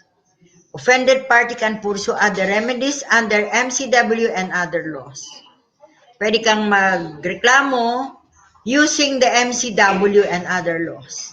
Po? Pinakamadali tingnan nyo. Yung mga problema ng mga naaapi o mga pinag-rape, mga abused children, madali po ang pagkakaso. You use the Magna Carta of Women Law or you use other laws such as the Republic Act 9262, madali. Pag yun ang ginamit mo, using kaya ang Republic Act kasi ay pinakamadali, hindi na nangangailangan ng ibang mga proseso. You use the Magna Carta or the specific Republic Act. Incentives and awards. Incentives and award system to be administered by a board under the IRR and standards to be formulated. Implementing rules and guidelines. May mga standards po niyan ang PCW. So, they are offering incentives and awards to deserving entities, government agencies, and local units for their outstanding achievement and or performance in upholding an effective implementation of gender-responsive programs. Ang tawag ay God-Timpala. God-Timpala. Yung sa civil service, anong pangalan noon? May sila, yung mga awards. Oo, may Ang sa God ay God-Timpala. May mga awarded naman ng mga agencies in the implementation of God. So, ano kaya ang mga strategy na pwedeng gamitin to implement the implementation of Magna Carta of Women? Gender mainstreaming shall be used. Ito po. I-define na natin kung ano ang gender mainstreaming. Sabi nga, gender mainstreaming, it is an strategy for making women's as well as men's concerns and experiences an integral dimension of the design, implementation, monitoring, and evaluation of policies and programs in all political, economic, social spheres so that women and men benefit equally and equality is not perpetuated. So, ito daw ay isang estratehiya na magawan ang pangangailangan ng kababaihan at kalalakihan para ma-integrate natin sa programa at design ng ating programa sa kanya-kanyang agency. Lahat na aspeto, political, economic, and social aspects para po makamit natin ang ating goal, which is equal or gender equality and economic empowerment for both men and women. So, iyan po ang ng simpleng definition ng gender mainstreaming. Sasabihin natin, ma'am, pinag-mainstream naman ang aming plan. How did you mainstream it? Kasi sa mainstreaming po, may mga elemento. So, we will discuss gender mainstreaming bukas po. So, it is a process of assessing the implications for women and men of any planned activity or action in the development agenda, processes, structure, policies to promote women's empowerment and gender equality. So, yan po ang tungkol sa ito pong next, hindi na natin kasi bukas ito gagawin. Or ito ang topic natin for tomorrow. Gender mainstreaming, we have gender analysis, gender issues, and also we have other topics. So, sana po clearly na intindihan natin kung ano ang Magna Carta of Women. I repeat, we can request for the copy sa PCW or kung hindi, ibibigay ko ito sa, ibibigay ko sa ATI, baka pwede nilang ma-reproduce. Yes, ma'am. Po? Apo. I-upload na lang siguro po. So, ito po. Kung meron na kayo nito, Magna Carta of Women, Republic Act 1917. Ito po ang klase ng Ito po yung manual form or handbook. Ito po yung leaflet na lang. Pero medyo mahaba. Lahat po na diniscuss natin ay andito. So, thank you very much. We will be giving time. Yes, ma'am. Kasi may nagkailang questions Opo. po tayo. We will answer it. Participants. Yes. Yes po. Go po, sir. Sige na, sir. So, ang una pong nag-comment dito ay si Ma'am Sarah Jane. Kanina, hinihiling niya na kung pwede mga realistic situation. Nagbigay naman si Ma'am kanina ng mga kasi may mga examples. Po. And si Mr. Pablo po, nagtanong here, what is included in appropriate assistance? Yung na-discuss mo po kanina. Appropriate assistance. What is included in appropriate assistance daw? Sabi niya. Ang appropriate assistance would mean na kung ano po ang kailangan, kasi sabi ko nga dapat mayroon tayong profile ng ating mga constituents, kung ano po ang kailangan o hinihinging pagkukulang. Halimbawa, ang ating mga, saan po siyang level? Ano siya, agency or local government? From parang special projects sa GMA 7. GMA 7. So, ang pigmimi natin dito, appropriate assistance, kung ano po ang pangangailangan, specific needs ng ating clients. Kung in terms of training, we can have it, but we usually consolidate or we consider kung ano ba talaga ang kailangan ng mga mga clients. So, ang una po kasi, ma-identify natin who are our clients, sino ang ating constituents na dapat natin bigyan. Halimbawa, among our personnel, kailangan nila ng at least basic knowledge on GST. So that is a specific assistance that we can provide. Halimbawa, yung mga natin, ibang client sa ibang agency, ang kailangan nila ay technical assistance on livelihood. So kaya sabi ko nga ba, inaano ko sir, pinag-emphasize ko na our projects or our programs should anchor to the mandate ng ating agency. But considering the different guidelines. So, at the start pa lang, dapat malaman natin sino ang ating mga clients. Among our clients, ano ang pangangailangan who are considered, we have the marginalized sector. Kasi hindi naman lahat pwedeng mangailangan ng mga tulong sa trainings, sa financing program, scholarship ng mga bata kung may mga programa kayo. So, itong lahat na programa natin ay, ang basic po ay malaman natin kung ano ang ating maibibigay o ano ang programa natin. Ano ang mandate. Kasi naka-anchor po yan doon. Okay po. So, hindi ako nasagot yung question ni Sir. Unless meron pa po kayong Or any idea is also welcome. Opo. Comment. Pwede po kayo i-click nyo lang po yung link na nakalagay po dyan sa ating comments box. May isa pa po dito si Sir Chris. Sige po. Special benefits is not a good term because it makes it look as if it is not a right but a privilege. Instead, it should be called simply urgent parenting. Hindi man. I think yung special benefits, yung tungkol yun sa leave ng mga employees, special benefits, di ba po? Balikan kaya natin. Hindi ko masyadong to. Okay. So yung on the civil service, iba kasi may special benefits.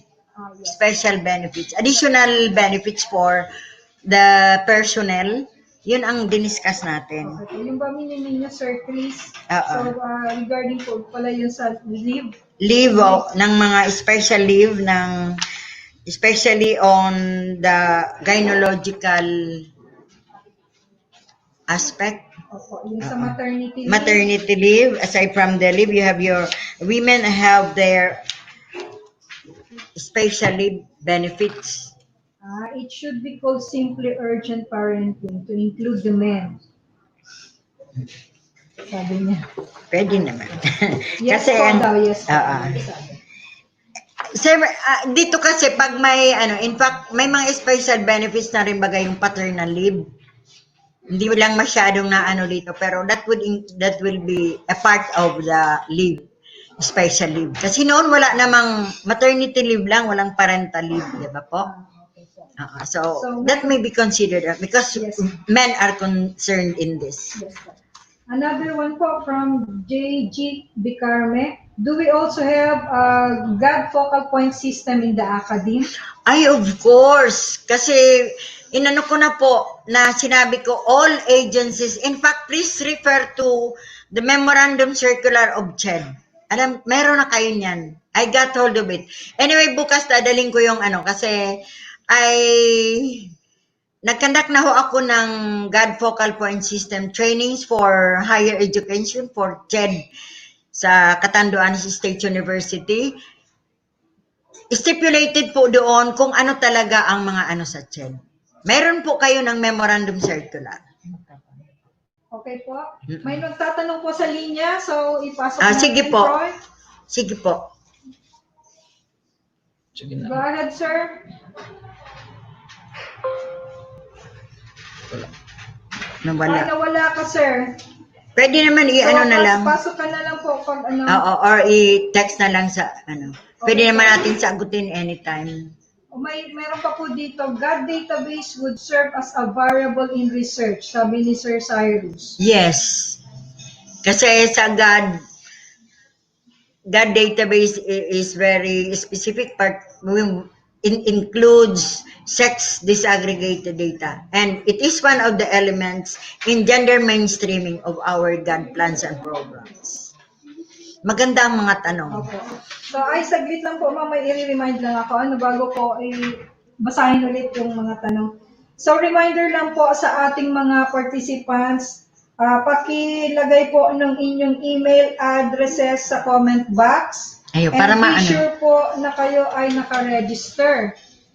Ano po, para doon sa ating daily assessment, ito po ay ilalagay sa inyong respective email ads. But be sure na kayo po ay nakaregister sa amin at na-confirm po yung inyong attendance. Okay po, so malinaw po yon. And next question, requirement po ang God database for God plan and budget. What is the alternative for God database? Saan pong siya, agency or Si LGU? Miss Officer ba to? Paano na lang po sa comment box kung taga saan po kayo, sir? Or ma'am, Tingnan ng natin ang agency? question. Requirement po ba ang God database for God plan? Oh, what is the alternative for God database? Hindi naman masyadong requirement, but it would help you prepare a good plan kasi alam mo kung ano ang mga kailangan ng ng mga clients mo. Kasi in the first place, ma-identify natin kasi sa sex disaggregated, aside from the sex, pwede nating makita ang age, So, malalaman natin kung ano ba talaga ang pinaka-basic na kailangan niya sa pagpaplano natin. Kasi sabi natin, sa pagpaplano, dapat alam natin ano ba ang category or level or further clarification. Yes, Kasi mas maganda alam natin ano ang profile ng ating mga clients, ang profile ng ating mga constituents. Kasi we are serving different clients or constituents.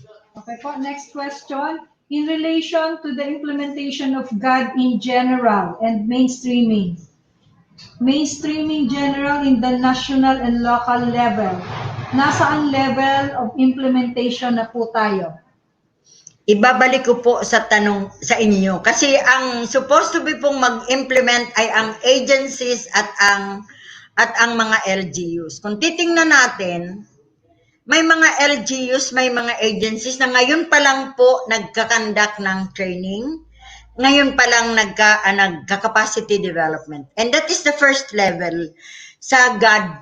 Para maka-mainstream, magkaroon tayo ng responsive governance, it should start with capacity development. Kasi wala tayong magagawa kung hindi natin alam ano ba ang mga proseso and we have guidelines.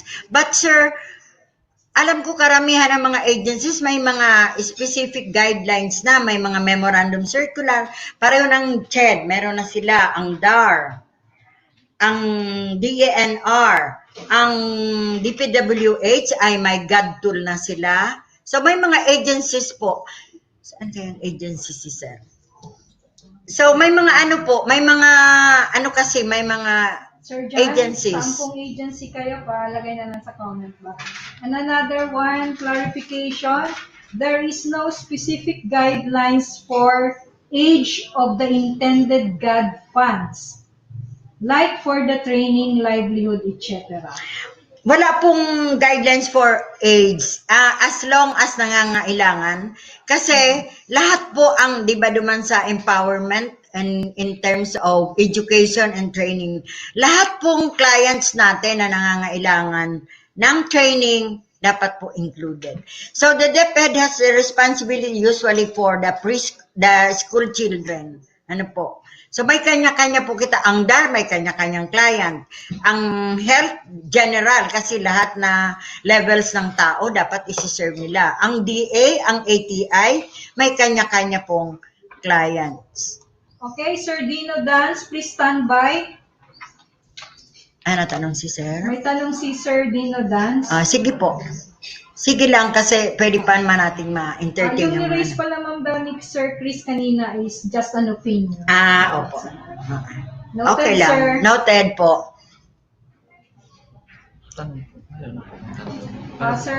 Sir Dance? Wala na. Nagbaba. Baba. Hintayin natin siya bumalik. Sige. Hintayin ka namin bumalik. Ano po? So may mga questions pa po ba? I-discuss natin yun. Ah, Kasi ay magsisimbog. Ma'am, may ano lang po. Regarding kasi doon sa na-discuss mo kanina, may mga na-observe ako na some LGUs, meron silang facilities or shelter for the abused women and children. Meron po. So ito po ay required by the law Oo. na magkaroon Magkaroon sila ng sila. shelter na Kung dinadala kung yung- kaya. Kung kaya ng Oo, LGUs oo. po. Anyway, kaya nga nagkakaroon tayo ng HDDG kasi pwede naman na gamitan ng yung pag-implement ng mga projects. Okay po. Okay, may questions pa po ba tayo? Thank you. Maganda ang natin, talakayan. So doon po ma'am sa di ba sabi ay pag may nakikita tayong mga naabuso, Kailangan mag-report. Hindi po ma'am. Noon po kasi pag ordinary tao ka lang, hindi ka dapat pwede. makialam. Oo. Dapat kapamilya lang, ganyan. So, Ngayon, with the advent of gender in development, especially with the Magna Carta of Women, lahat na nakikita nating pang-aabuso, lahat tayo pwedeng makialam. Ano po? Hindi wag natin sabihin na, ay, wag kang makialam dyan, pampamilya yan. Yes, ma'am. So, we have the responsibility now na makialam. You can call a police kung hindi nyo kaya, or you can call barangay officials or barangay tanod. Iyan po ang isang reason kung bakit dapat lahat magkaroon ng basic sensitivity training para at least alam nila ang karapatan. Isang paraan para mabawasan ang pang-aapi or pang-aabuso ay kung alam ng bawat isa ang rules o ang karapatan mo as tao. Okay po. So malinaw po tayo doon. So meron pong question here. Yung God funds po ba ay pwedeng gamitin sa shelter ng LGU? Siguro po may tatanong. Pwedeng gamitin. Anong klaseng shelter? Yung ordinary? Baka yung na-mention ko ma'am kanina na meron kasi akong na-observe na LGUs na meron talaga silang shelter or facility. Oo, depende po yan kung talagang pangangailangan nyo ng mga constituents. Provided na may data yan, may yan, include the data. Pwede na yan lahat. Kasi sex data, ipoprovide yan mo. po yata ay shelter temporarily for those na mga naaabos. Hanggang on process pa yung kanilang. May mga LGUs na mayroon niyang yes, talagang house for abused women and children. Yun daw po bang 5% na God fund ay mula sa barangay? Yung mga barangay daw po ba natin may 5% God fund? Oo, kasi may di ba may sila, may budget for the year, annual budget. Okay po. So, yung kasi may question din kahapon pa hindi natin nasagot. So, sa barangay po pala ay may 5% God fund din. Oo, kasi may total budget din sila na galing sa national government. Released by the DBM. So, lahat po. But hindi nangangahulugan na mag-stick ka lang sa 5%. Okay po. Meron kasi po dito may comment si Ma'am Sara. Marami pong pumapasok na message sa email kasi pinapadala po nila yung kanilang email addresses ng ating participants para po doon sa ating assessment. So sa email ads nyo po, ilalagay po yung assessment kahapon at para po ngayong araw. So pakiantabayanan lang po. Hanggang 3 p.m. po namin dapat makuha yung mga answers doon sa ating assessment. Ano po? Sabihin mong dalawang sasagutin. So day 1 and day 2. Hanggang alas 3 po ng hapon, mamaya. Okay po? So, hindi ko na i-discuss. Wala na po ba? So kung may mga questions po na hindi natin masagot ngayon, sasagutin po natin tomorrow po sa ating talakayan ulit. Baka mayroon pang mga clarifications. Anyway, we have may oras pa. Ano ko lang ma'am, anyayahan ko lang po ang ating mga kaugnay Sa mga gusto pong madagdagan ang kaalaman sa agrikultura, maaari kayong mag-enroll sa ating online courses habang tayo ay nasa ilalim pa rin ng community quarantine. Ano po? So bumisita lang sa ating e-learning portal www.extension.gov.ph at mag-register. Maraming courses po patungkol sa agrikultura. Ano po? May mga kategorya po na sa crops, sa fisheries, livestock and poultry, mga social technology courses, and about sustainable agriculture. So, inaanyayahan po namin ang lahat po na mag-enroll. So, unless na, ma'am, wala na po tayong questions, baka po mayroon ka pang mga reminders or i-add sa iyong mga naituro po kanina. Ang ano natin po na malocalize ang Magna Carta of Women. Ano po?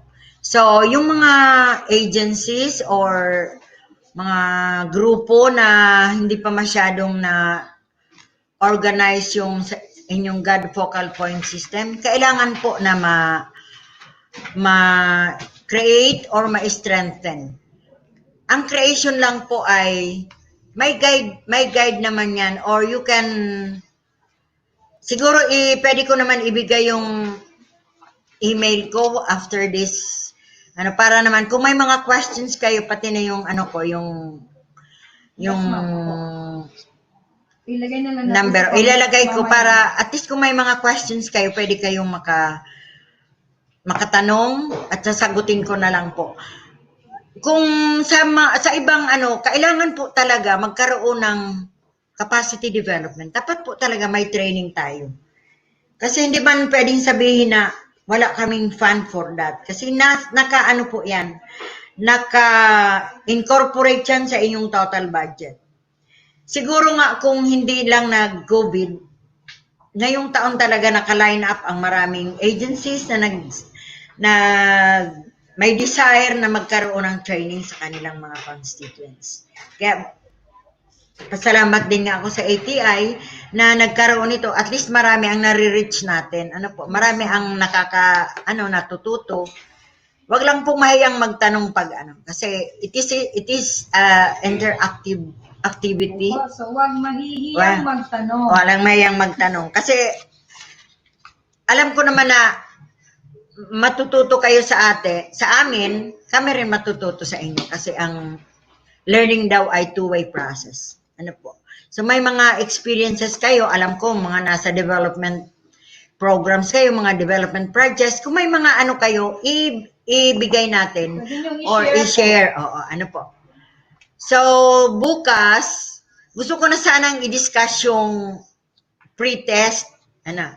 Kailangan ma-i-discuss yung pre-test para at least malaman natin alin ba duman ang ano. Kaya lang sabi ni ma'am, wag na muna kasi mag-a-answer pa kayo para mag-guide na kayo. Tomorrow na lang po. Tomorrow na lang, bago naman matapos, i-discuss natin yung result or yung tamang ano sa pre-test. Okay po. So, yung ano nyo kasi, instead kasing mag-actual ano tayo, mas maganda kasi talaga pag face-to-face sana. Ano po? Kasi yung lahat na workshop na talagang to the latter magagawa. Kaya lang because of this. Wala tayong magagawa. Social gatherings ngayon. So, bawal pa sa atin. So, natutuwa nga kami kasi kahit kami naman po sa ATI, maski anong pamamaraan na pwede nating maipahatid ang mamahalagang impormasyon, ginagawan po natin ng paraan. At ito po ay sa pamamagitan ng ating social media. Thank you. Madalas po natin gawin. So kung wala na pong tanong, so magkita-kita po ulit tayo. At ayan, at natapos na naman po ang hindi nga 3 oras ang ating talakayan. So naipost na po ang ating mga katanungan po sa inyong mga iba-ibang email ads. Ano po? So inuulit ko po, ang ating pong mga answers ay ipadala nyo po before 3 p.m. this afternoon. Kasi po after 3 p.m. aalisin na po natin siya. Ano po? So abangan nyo po ulit ang kontinuasyon ng ating talakayan sa pangatlong araw nating pagsasanay ng gender and development. Bukas po ang tatalakayin natin ay ang gender mainstreaming at gender neutral language po. Sa parehong oras, alas 9 ng umaga hanggang alas 12 po ng tanghali.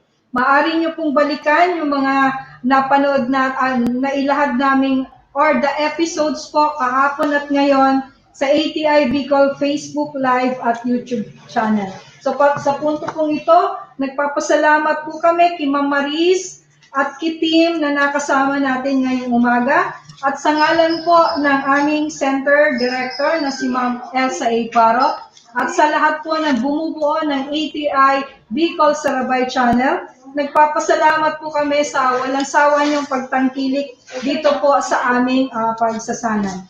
So learn at home at tandaan at i-share po natin ang mga hashtag na stay safe, hashtag stay at home, hashtag stay with your family at hashtag Sarabay.